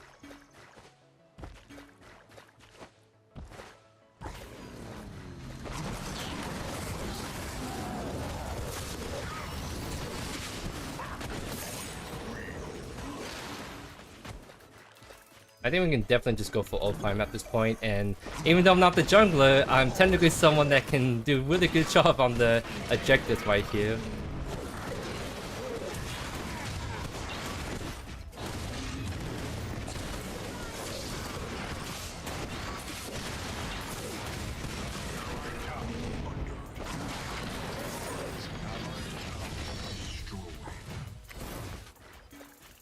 I think I might as well attack mid with that mini prime and now push left. Alright, so we can do some split pushing action, punish like 3 men over the right sides. Allied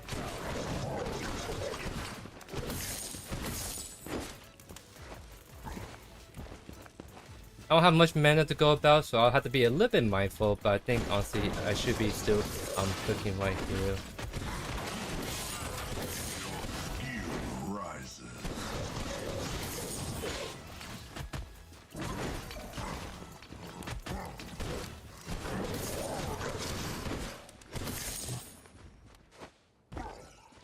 I think I'm a little bit too late, but I'll still hover just in case we want to make a play happen. Which I don't think we can make a play. I think that's a retreat angle then.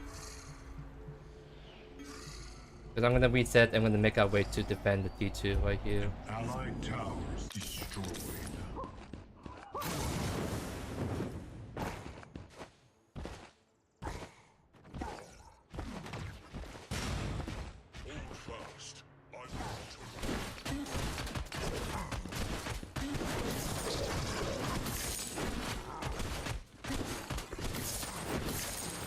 And you know, after Bones Saw, we have pretty good flexibility on what to do next.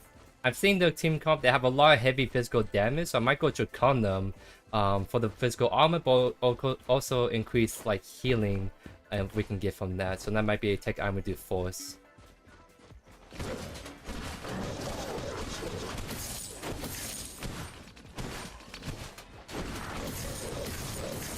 Actually really huge right there.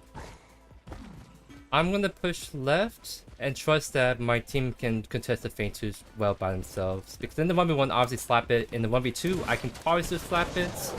So I think it's good for me to just split push right now and see if I can knock some towers in the meantime.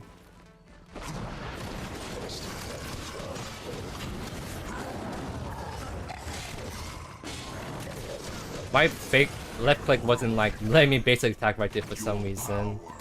That is really odd. I might actually look at that later as a QA.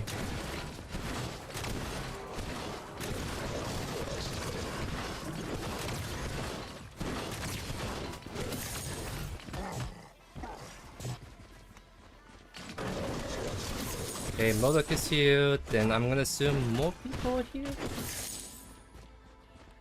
You know, I might try to tower dive him. I have Link. Okay, not as good as I like. But at the very least, that Modok having to respond to me means he wasn't at that feint to help his team out. You know, if I have ultimate, I can maybe actually go all in on him, but I do not, so I'll just chill for the meantime.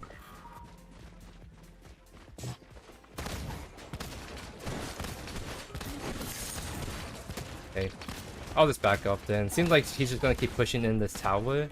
So I'm just gonna reset because I think it's creepy if I try to fight him when I have like 33 of my health only left.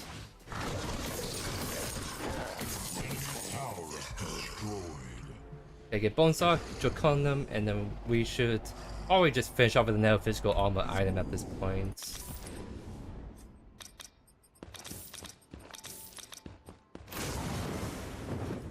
Indeed, I'm more scared of the tower than I am of any hero in this game, not gonna lie.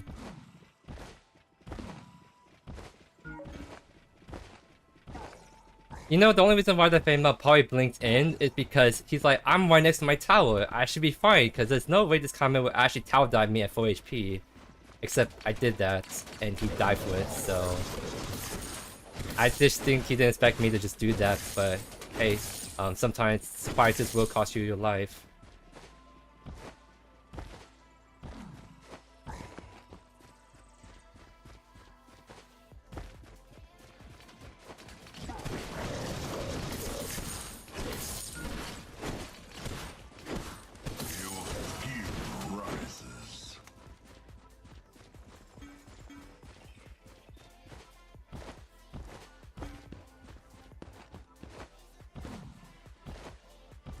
Gonna wait for the gadget to walk up a little bit more. Yeah, we go in now. I'm gonna go on the Iggy first.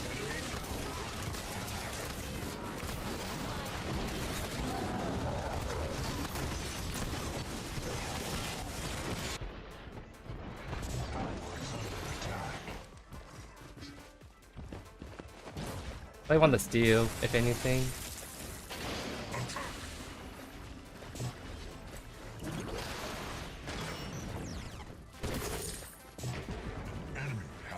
Very well played. Well, you know, we could just force a prime right here, maybe. I think we should force a prime, because if the jungle is dead for 30 seconds, I think we can do it. I mean, me and Jungle combined should have enough DPS for this objective. We just need to group up and whip it. Because if anything, if they try to contest us, I think we win that really easily. So we want to try to do is force a fight or just get a free objective. Because in these scenarios, we should just win it.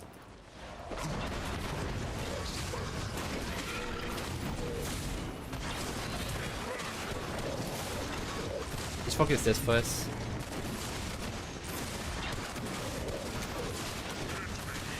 I have to try and tank this a little bit.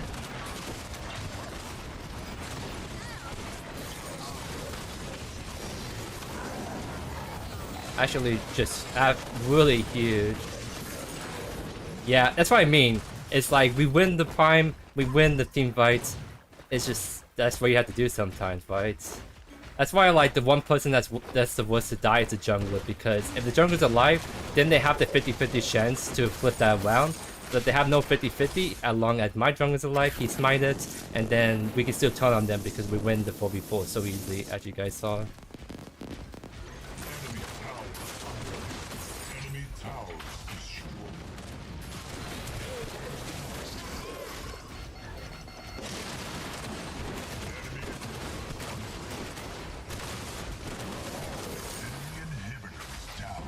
To be fair, I did kind of offlane like a super long time ago, and also Tekken Kid does kind of offlane a lot too, so I'm not the only one that's been spreading this menace of a kind of pick in the offlane. But I do think it's sort of situational pick. I don't think you can always blind pick it, because against certain matchups like the Crunch or Grux, it can be pretty tough. But against like, let's say this Fei Mao, like a Shimby, most tanks, I think this pick can actually pop up really hard. Because he's just that character that if you can survive the early game and get your first item online, you can start the WK your opponent really hard. So yeah, I think that was a perfect showcase of this new kind of build I've been seeing float around, and also like just some good old kind of offering that you guys have requested for me to do. Hey, GG's Dakota, that's some really solid stuff. No, you do really good too, because the Bellica was virtually DC. Doesn't look like she rage quit. It seemed like something came up and she had to leave the game, so I don't think she was being toxic. But it really did a really good job playing the Steel Jungle with the support, especially just not being present in that game. Yeah, we can do it, Mixie. For those who do not know, Mixie is a good friend of mine that is also the same person that did my art for the channel. So like my profile picture and the channel banner is all that is done by him. So definitely go check out his Twitter page and website, because he makes some really killer artwork over there.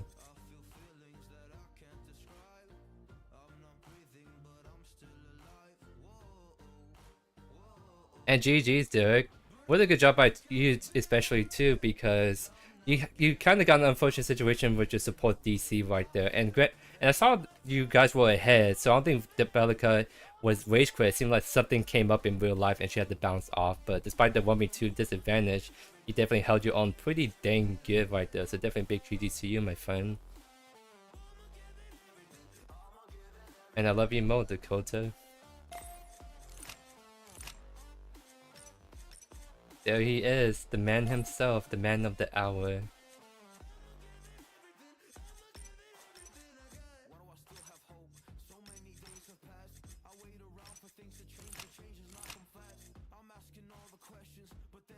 Yeah, either account works as long as we play together. I'm just kind of down to do whatever.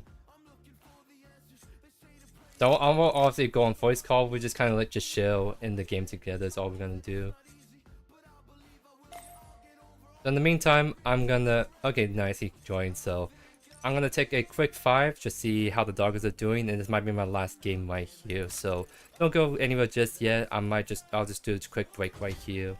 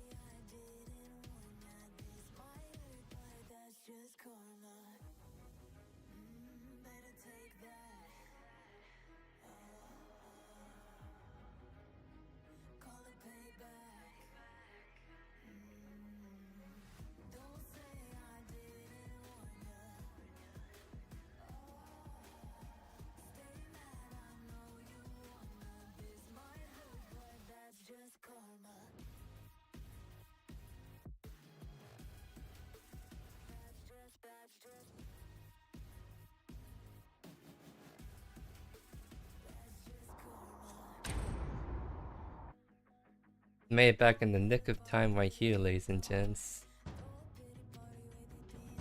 What do you mean you won't realize he was killed? You're at my party, my friend. Oh no.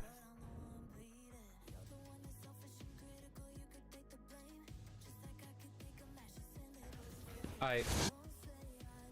Sorry about that. I'm just checking the video real quick because I have issues in the past where my videos I get from my live stream are kind of scuffed, so I'm just doing a quick check because I'll be very sad if that Chimera game we pop off in turned to be a little bit rubbish, but looking good right there.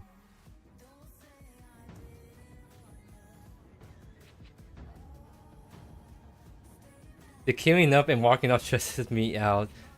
Yeah, I mean, I have an eye on the live stream, so like I'll still like live stream watch my own on my phone, so if it gets a queue pop, I can at least see it and then try and run back over.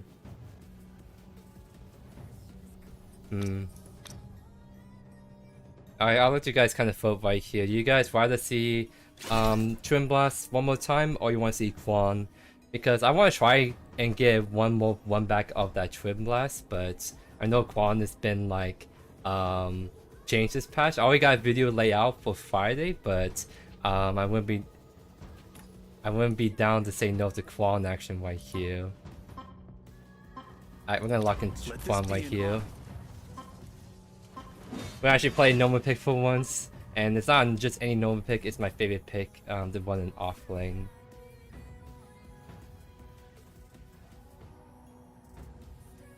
I mean, maybe a poll would have been nice, but I only have like 20 seconds. It would take me too long to make a poll on time for that.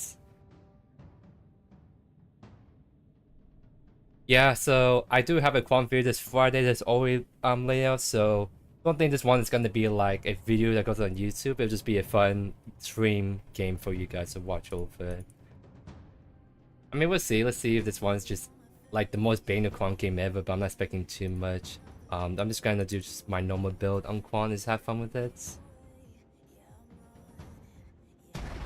that means that I'll just do the Trim Blast tank build on my own time, which I think is honestly maybe better to do that, because I think that pick and build requires a little bit more explanation, I would say. Top 1 jungler. That's a little sus. If you ain't beating imports or 6, I don't know if you can call yourself top 1 jungler. But we shall see. Let's see if this Chimera can actually just pop up really hard this game.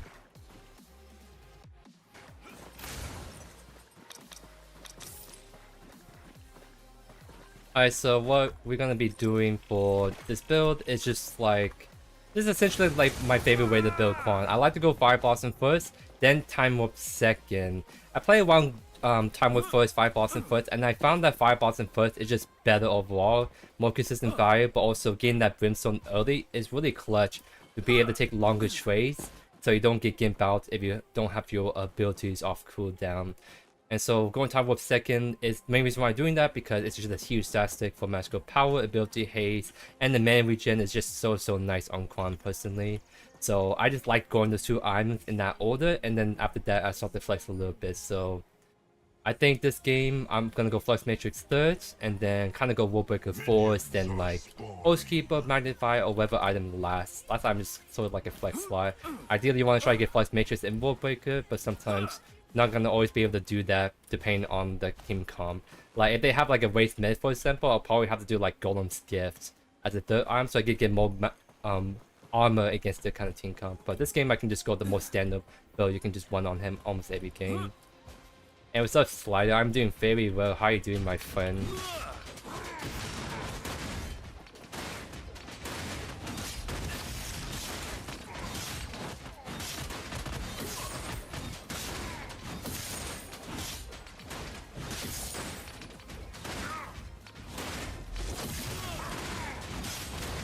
So the key to winning this matchup against Steel is to use your RB before he does, because your RB shield can eat up his RB, and that's what you want to try to go for. See how like I got my RB off? He got his RB off, but then my shield eat up most of that damage.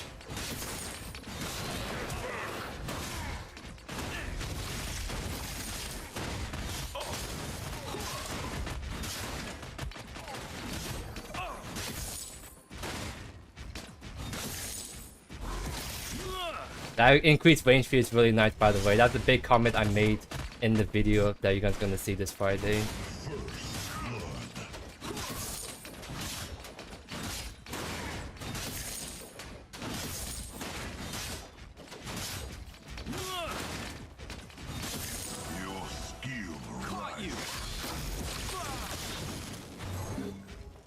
One more attack and we've been dead right there, but that's really good for us. We got that early blink from him. I ideally want to get Brimstone on my first back, but I don't know if I can without getting punished by the Chimera gang, so we just have to keep a close eye on if he's gonna come over or not. I think I'm still gonna back though. I think it's too greedy to just overstay at this point. So I'm just gonna kill this last minion and then I'm gonna just walk away. My Chimera is on that side. Allied tower under attack. I have 50, so let's see if the Steel is actually going to back, which, yeah, he is. Yeah, he is. If I didn't see the Chimera on the left side, I would definitely back off. But since we know where he's at, I can get away with clearing this out, because I should be able to get enough for Brimstone right here.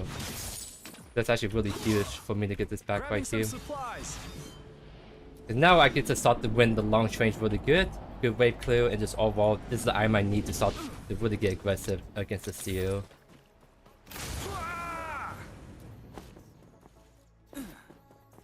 You see how he doesn't have Brimstone, but I do? That's gonna be huge, because I'm gonna have a huge presence in playing against him.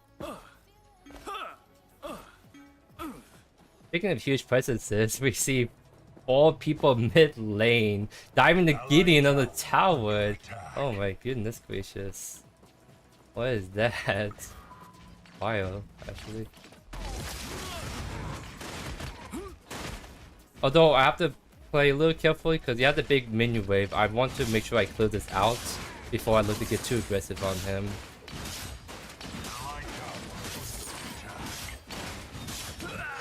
I didn't do that Q far enough as I'd like to.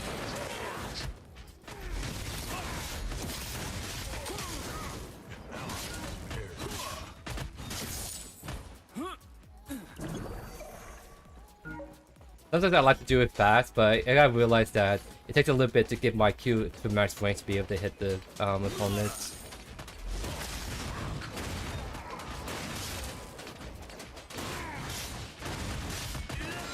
They didn't walk into that. Wait, okay, I'm gonna go on this actually. He has no blink, but we actually just killed him. Nice. That Brimstone is definitely like the big reason why we can actually kill that Seal right there.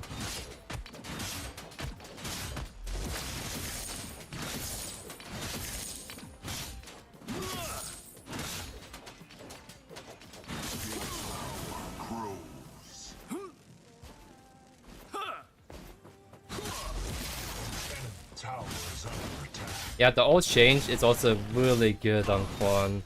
Like, you can do a lot more just ultimate without your sword out in the world, because like you can see that in the lane phase, the RB range is actually so nice, and it's ultimate as well. So it's just so nice to be able to trade with people now in offlane, because not only you land your RB more consistently, which you really need to, but also the reduced cooldown of your abilities means that you can cycle through your abilities more if you want to take longer trades. Just going from 1.5 seconds to 3 seconds overall cooldown reduction is just massive in my opinion. It really is super massive buff. I think Fireball is one of the best items in offlane in my opinion.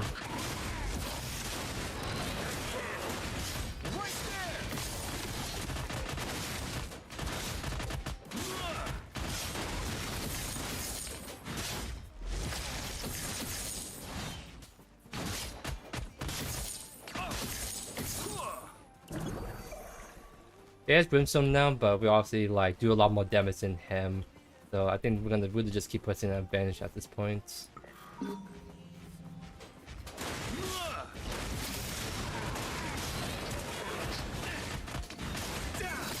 You see right here, I can just do that.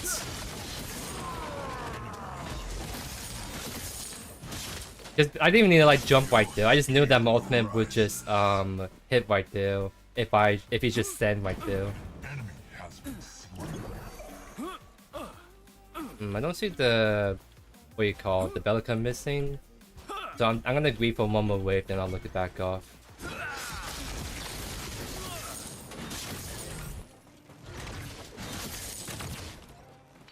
Because that way that second wave fully crashes in and I get all that CS right there. But yeah, no, Fireball isn't just seriously so nuts. I keep saying that like Fireball is just the best item to go in offlane for most heroes. That's why Quan can run is so good. Not necessarily because like the item just happens to cover his weaknesses and like offer like sustained training power. It's just Fireball is just so dang good.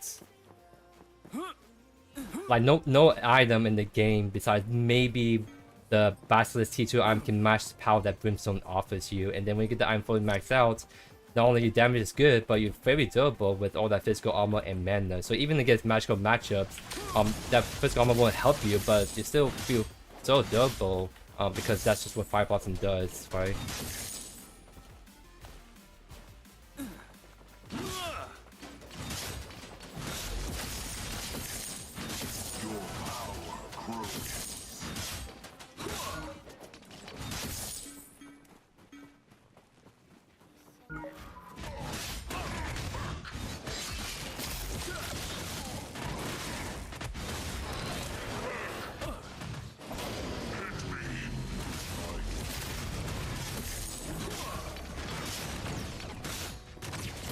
I can unleash the heavens' fury. I don't think I need to blink. Yep, I'm fine. Huge.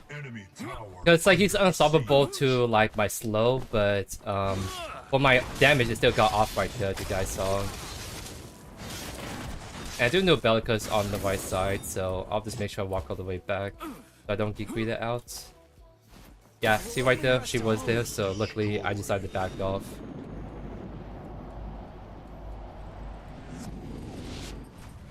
Get Tempest now, and let's start getting Time Warp.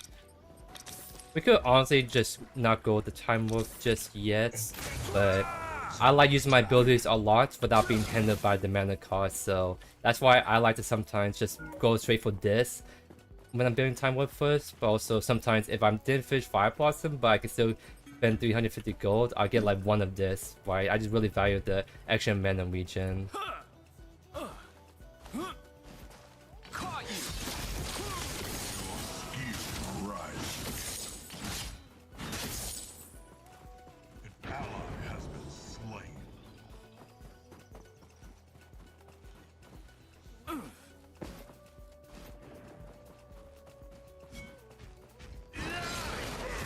Oh my god, he queued through the fog wall. There's no way. I landed that he dies. That's so unfortunate. It did look like it landed, but it did not connect right there. I'm actually a little sad person right now. He's doing the blue buff, by the way. So we're gonna take this for ourselves, actually. We will take this for ourselves. Yep, easy said does it.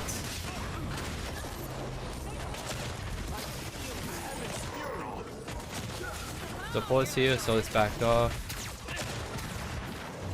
We blink over there. Okay then.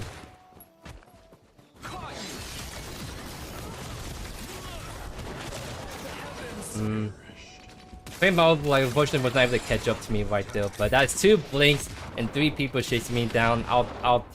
I'll take the death if that means I get the 1-for-1 and the blue buff right there.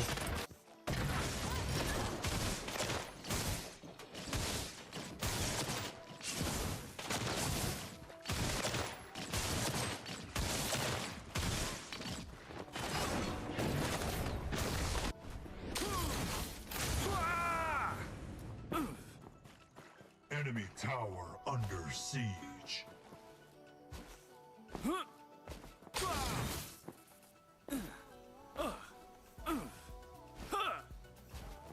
Yeah, we're definitely still way stronger than the steel. Especially once we get Flux Mages, we actually build the armor against them. But I like my mana regen, especially. I'm kind of disrespecting him right there. There's a huge minion wave, that's the only reason why I'm taking a lot of damage, but it still doesn't matter because I still went even on that trade.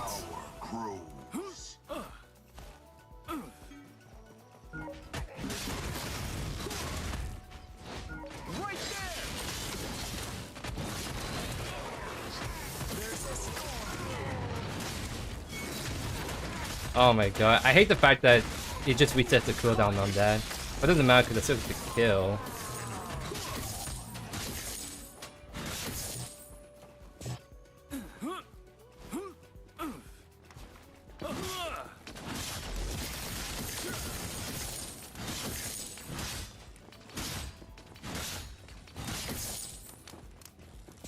I'll back off because I think I see one person defend right, so I'll just go grab myself 2 buff and then we'll look at reset 2 in a sec.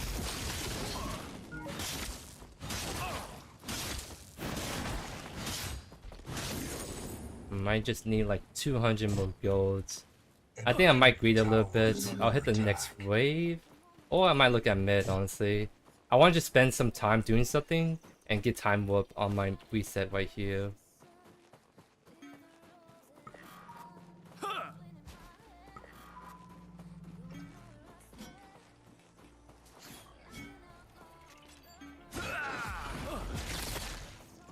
Okay. I'll stop her back and then I'll just back off. Because the wave is pushing to me right anyways, I'm not scared of the steal, so I could honestly try to go for the second kill on him before I reset.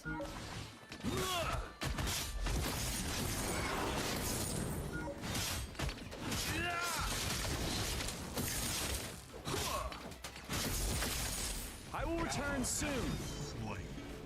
Okay, I'm gonna reset. Get my time warp and I'll kind of hover left a little bit if it's still going on a long time, but it seems about done, so we'll back off. I might actually go push mid though. Because Bellica's dead, that leaves only the Decker or the Steel to defend out. And Steel is actually over there, so I think Fame should get out. If anything, we know the Steel and go for the tower mid.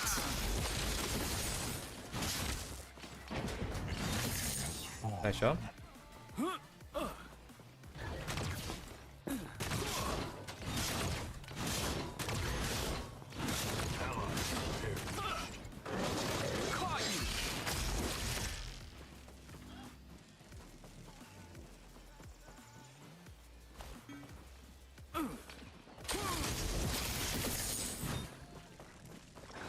Hey, I mean, if the Steel's gonna still hang around left, I might as well just attack right. Cause someone else had to go defend this tower now, besides the Steel.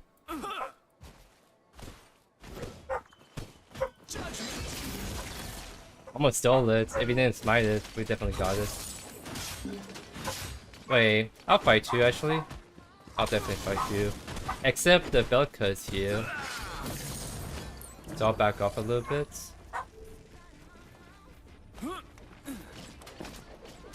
Okay, Belka's still around. He has to be if Kaima's looking at me like that. Okay, he's not, so it means the Kaima is gonna try to defend this out. Yep, we just kill him. He just disrespected our burst combo right there. Oh yeah, no, Quantum is just way better than the first iteration. It's just for the fact that his ultimate be like hits more consistently. The cooldown reduction on his passive buff is just massive as well, and he still does plenty of burst damage even when going for a tanky fire blossom builds.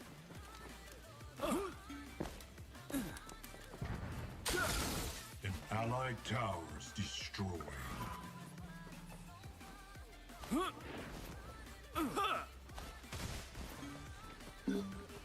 If Belica walks up to us, we might honestly just kill her.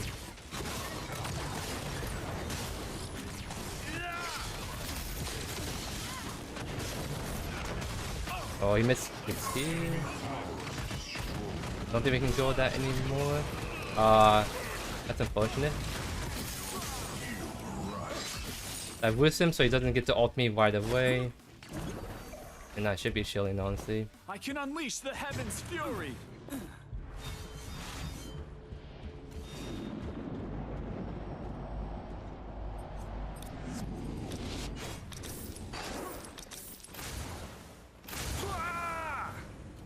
Yeah, we're honestly just doing really good this game. So next phase 2 we definitely have to rotate. In the meantime, I'll try to see if I can keep trying to push in the mid lane by killing the Belica, and try to push with the mid whenever right side whenever I can. I didn't walk that way. I would definitely go on him if the Belica wasn't there.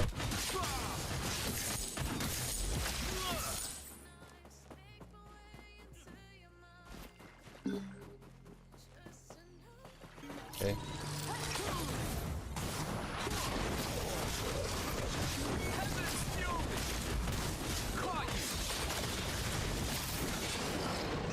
Not sure what you're trying to force there, when that's what I want to do. I want them to fight me because we win that super hard.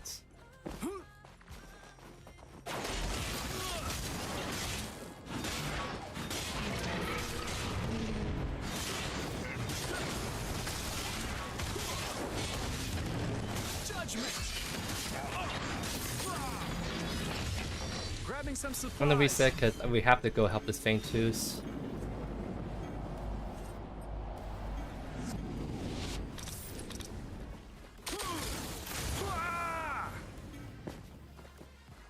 So I'm gonna try to push to the left side a little bit, maybe try to grab the tower while I have the mini fight, but also just be there for immediate fight, Fantasy fights.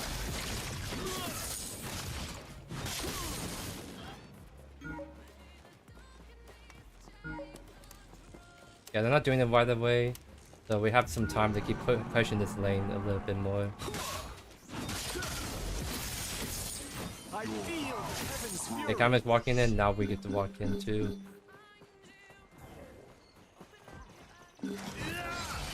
Oh, my Q got caught right there. We're just walking in by himself.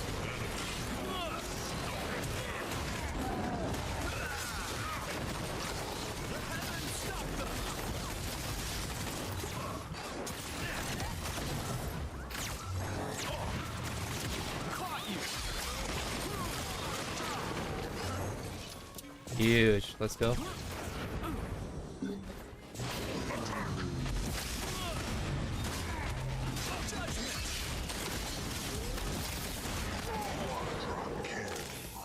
Nice job, Murloc. Let's go.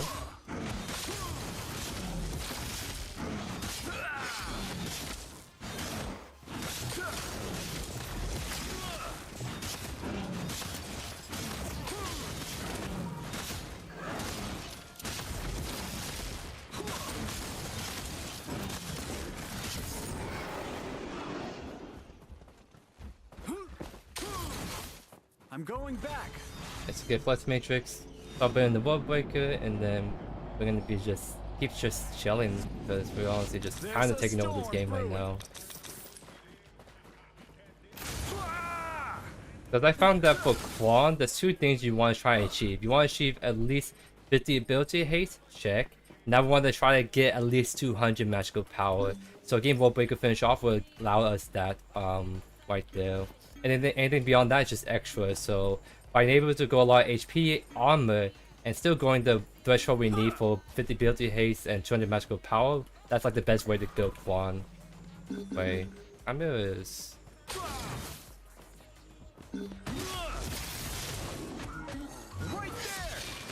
Okay, he just blinked. Interesting.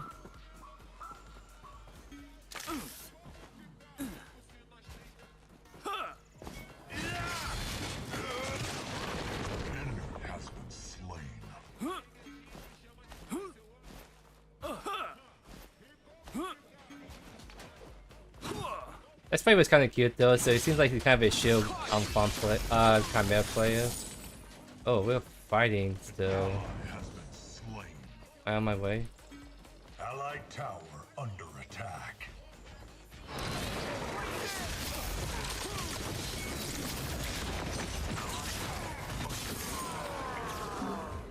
Killing spree.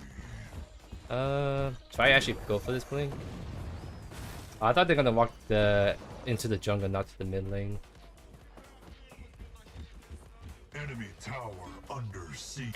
Enemy towers destroyed.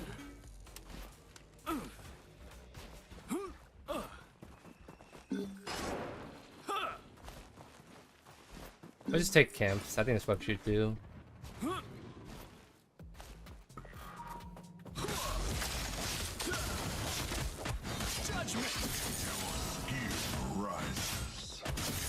I attack left. And only Belgium realize we're over here right now.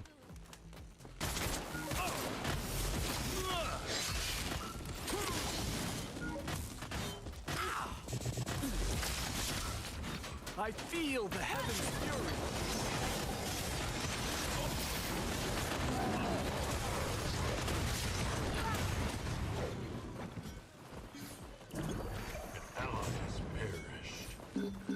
We can play around the Modok if he walked into us. Okay.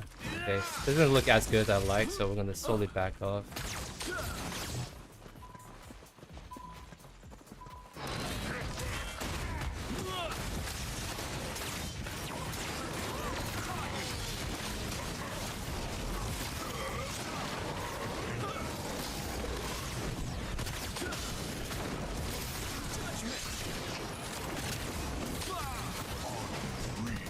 You guys like that? Oh, let me actually survive first. Okay, you guys gotta like that? The getting pulled though, I use that as a juke. I don't think people realize, but if game just uses E in the middle of the fight like that, you can use it as a way to juke. So I was able to take the photo E out, and that gave me the distance I need, so Kami doesn't leap on me with his R&B right there.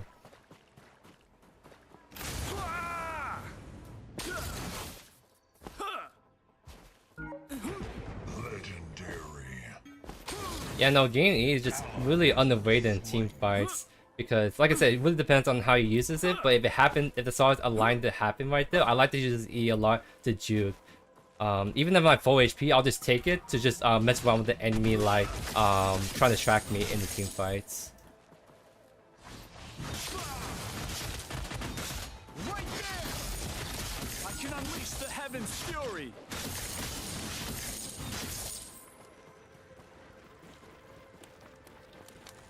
I'll back up a little bit for now. I might actually have to go for this feint too, so I'm gonna grieve for my tuber first, and then we're gonna make our way over.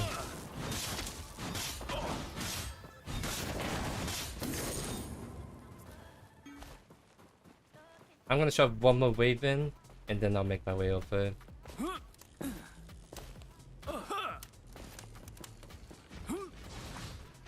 Oh, never mind. Kami's still on the side. Okay. Just do Feintus then. Yeah, do Feintus. If Kami's on the side, just do Feintus. Yeah, I don't have a smite for it.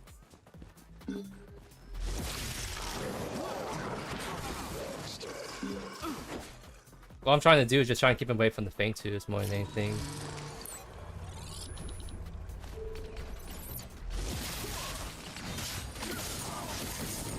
Yep, that's pretty Feintus because I literally kept that Kami hostage on that right side.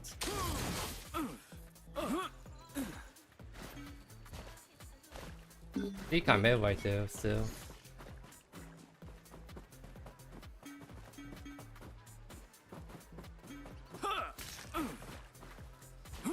Okay, I won't go chase him because he's being friendly, so I won't be mean. If he's gonna jump in like that, like friendly like that, then I respect it. As soon as it starts to like gank someone though, then the niceness is off.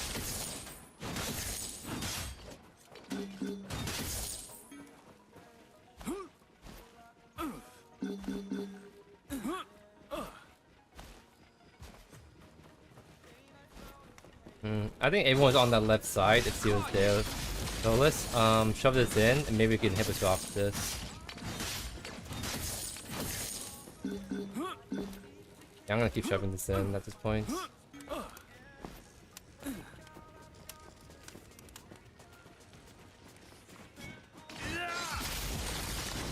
Well, Belica decided to come over here.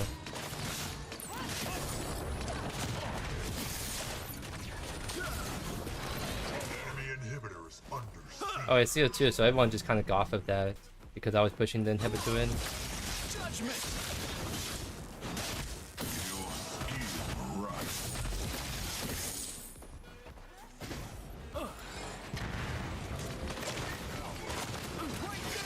Oh, so actually she's gonna walk. Okay, I mean that means she's gonna die right here. Alright, if she blinks out, then that makes sense why she did that.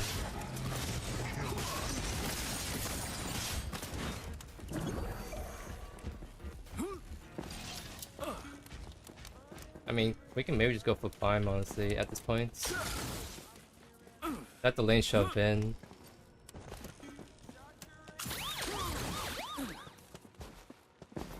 I think my Modok needs to mana more than I do. Wait. Right here? I'm trying to be a sneaky Quan.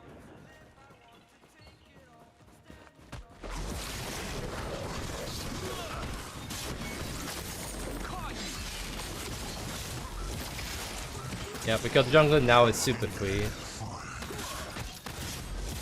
saw how I was trying to hug the wall like that? Because if you don't have like direct line of sight, you don't appear on the mini map right there. If you had the camera angle, you probably could have seen me, but the big thing is like he can't see me on the mini map because I don't have the direct line of sight right there.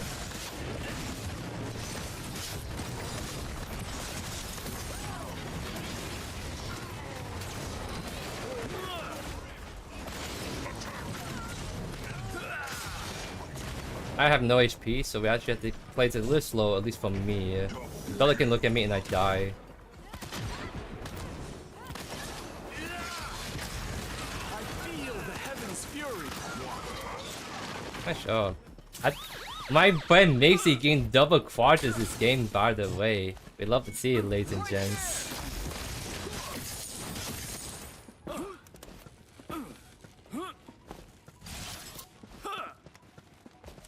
Yeah, I don't stream on YouTube, I don't stream on Twitch just because I don't stream consistently enough to warrant streaming on Twitch. Stronger could be played offline. I know some one-shots that does it really good, but I don't think it's that easy of a pick to pull off compared to like a Trim Blast, in my opinion.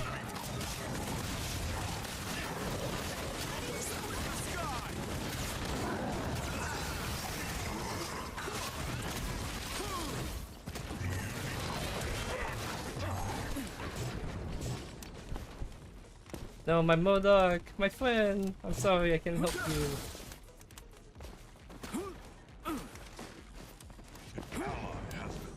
That's it for those try to end the game. We have HP, it's just respawn timers just weren't in our favor right there. But at least we get World Breaker. Now we start to see what I want to go last in. Honestly, let's try Magnify. I think Magnify is really good, but most of my games, the game ends before I can try like a Magnify last item tech. So let's give it a shot right here and see if we can get this built out before the game ends. There's a storm brewing.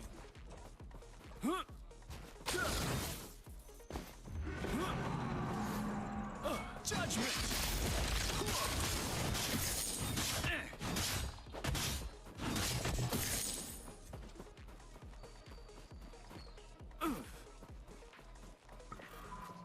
Let's see if the stream blast walks into us.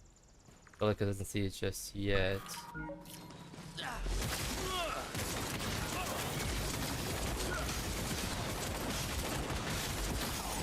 Looks like you don't have to go for the knockup if you can literally just ult right in the face away. If I'm just missed a kill, that's bad. But if I'm in the face away, might as well just go for the just W key angle right there.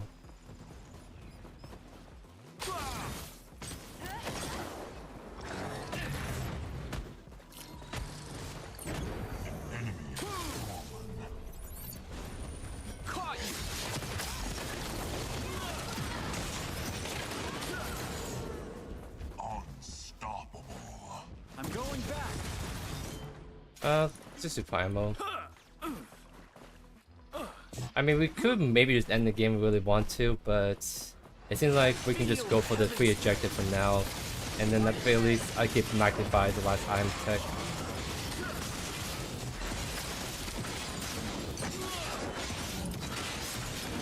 I stream on YouTube because I don't stream enough to do Twitch. Twitch is only worth stream on there if you can like stream on there consistently, and I don't, right? I only stream like once per week at a minimum, right? So it's nearly not enough to be warrant streaming on the platform other than YouTube. Nice, we get magnified, so it shows up really cool stuff right there. The max build, we get about 303 magical power, and we have all these nice numbers for our defensive stuff. So yeah, we're kind of cooking right here, ladies and gents. I'm gonna go push fights because I think I can kind of push in that lane by myself, especially since if I can get the kill on the steal.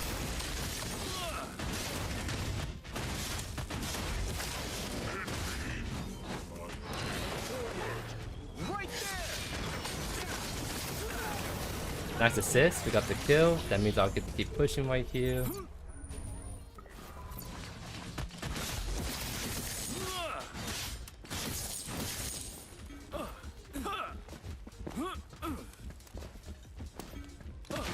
Yeah, there's a minimal amount of days you need to stream on Twitch.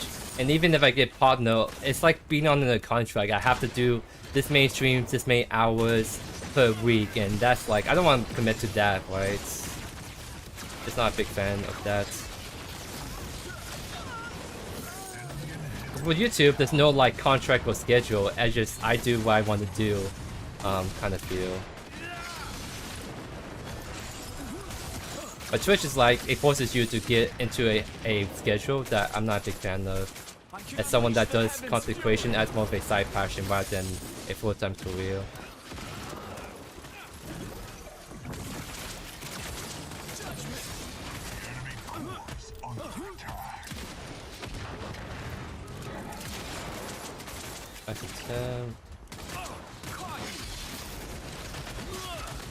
I just want to come in right there.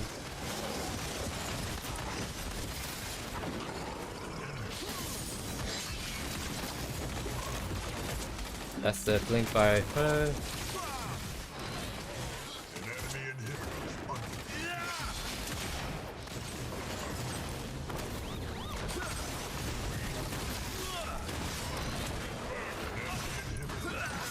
Oh, I kind of tweaked that a little bit. There we go.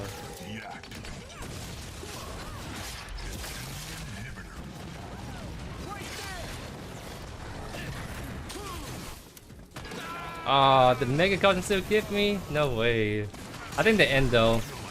Because Bella could commit for that, so she'd get to die as a result. So there we go. That's the GG's right there that we all love to see.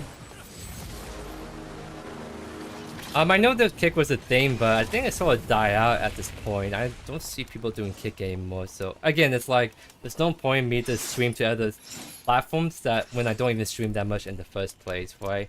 All my content for predecessors on YouTube. Why should I go stream on Twitch or Kick only like once or twice every 2 weeks, right? It just doesn't make sense in my head. Plus, I'd rather just keep everything in one spot, and that's what a lot of people seem to really enjoy the most. But yeah, definitely GG's Mixie. Double quadra on the Mixie Murdoch. That's kind of like popping off. You were doing really great, my friend. GG's.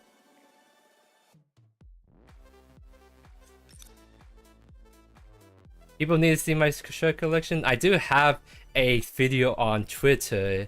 Although, since I did that video collection on Twitter, I at least got 5 more shirts added to the collection right there.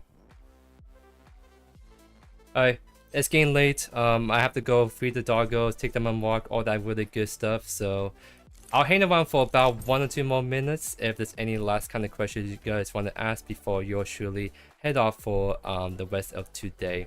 We appreciate you guys stopping by though. Always love the support, and it's always nice to just play the game and just have conversations with you guys. I always find that really enjoyable. That I obviously don't get to do when I do my solo commentator videos. What doggos I got? I got 3 doggos. I have a rat terrier mix. I have like a lapdog mix, and then they call this breed like a Puerto Rican street dog.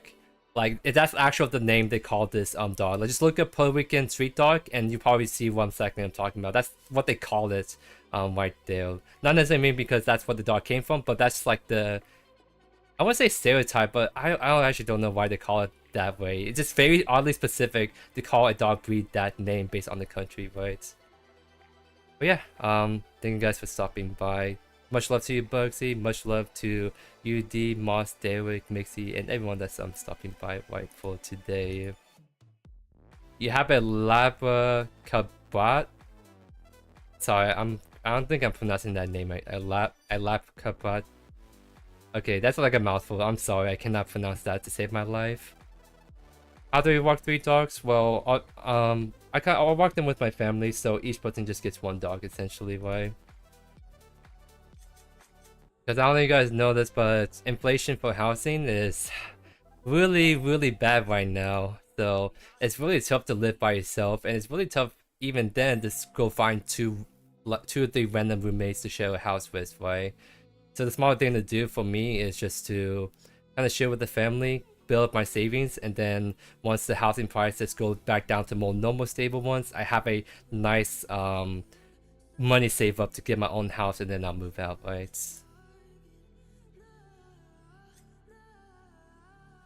Labrador and Abracadabra. Okay, I see.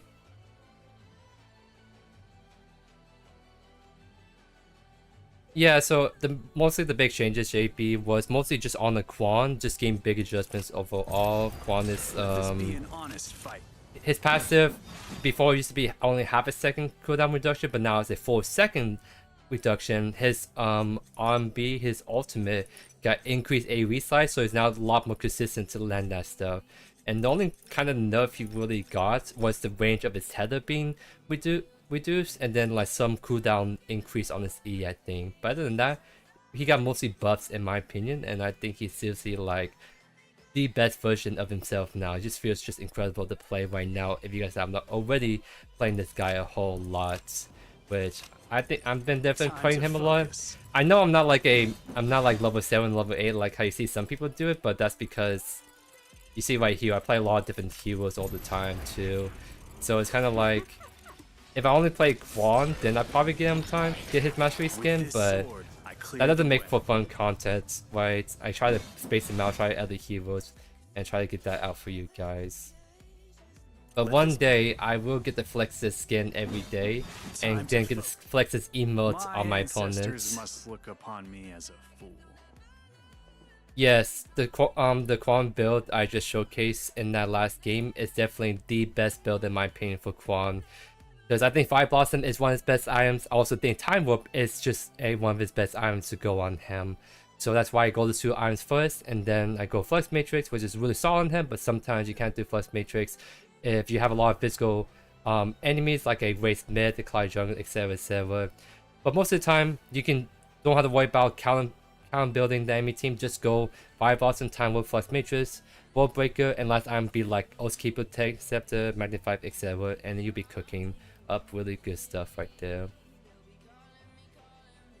But yeah, that build you mentioned, Isaiah, that's the one I did initially first, and then once I got like a ton more games on Quan and get to play around other items, the build I just showcased in the last game is my favorite way to build Quan right now.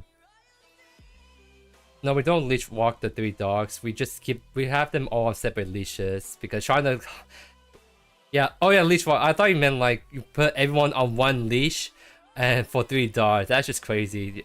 You can't do that's like, especially with my dogs, they're super energetic. If they're all on the same leash and one person is the only one holding them back, that's gonna be a really rough time. But yeah, we leash walk the 3 dogs. I don't think I ever see people walk the dogs without leashes around my area because it's just there's so many dogs, so much excitement around my area. So it's just the dogs just have to be on leash, right? It'd be really cool we can train them to go off leash, but they're too old to do that at this point. But yeah, I think that's about most of the questions you guys want to ask. I love to keep talking, obviously, but I gotta go feed my doggers and take care of them. So really appreciate the conversations. Really appreciate you guys being here. Definitely, if you haven't already, if you want to catch me live on live streams much easier, I recommend you guys join my Discord and get the role so you get pinged on Discord when I go live. And that seems like to be the easiest way for people to see when I'm going live, is just to get that role in my Discord. And so because YouTube notification when it comes to people going live is not super great, but Discord ping is just 10 times better, right? So definitely I recommend to join my Discord if not already, if you want to get to my streams right away. But anyways, really appreciate you guys. I hope you guys have a great rest of your day, and I'll see you guys next time. Peace.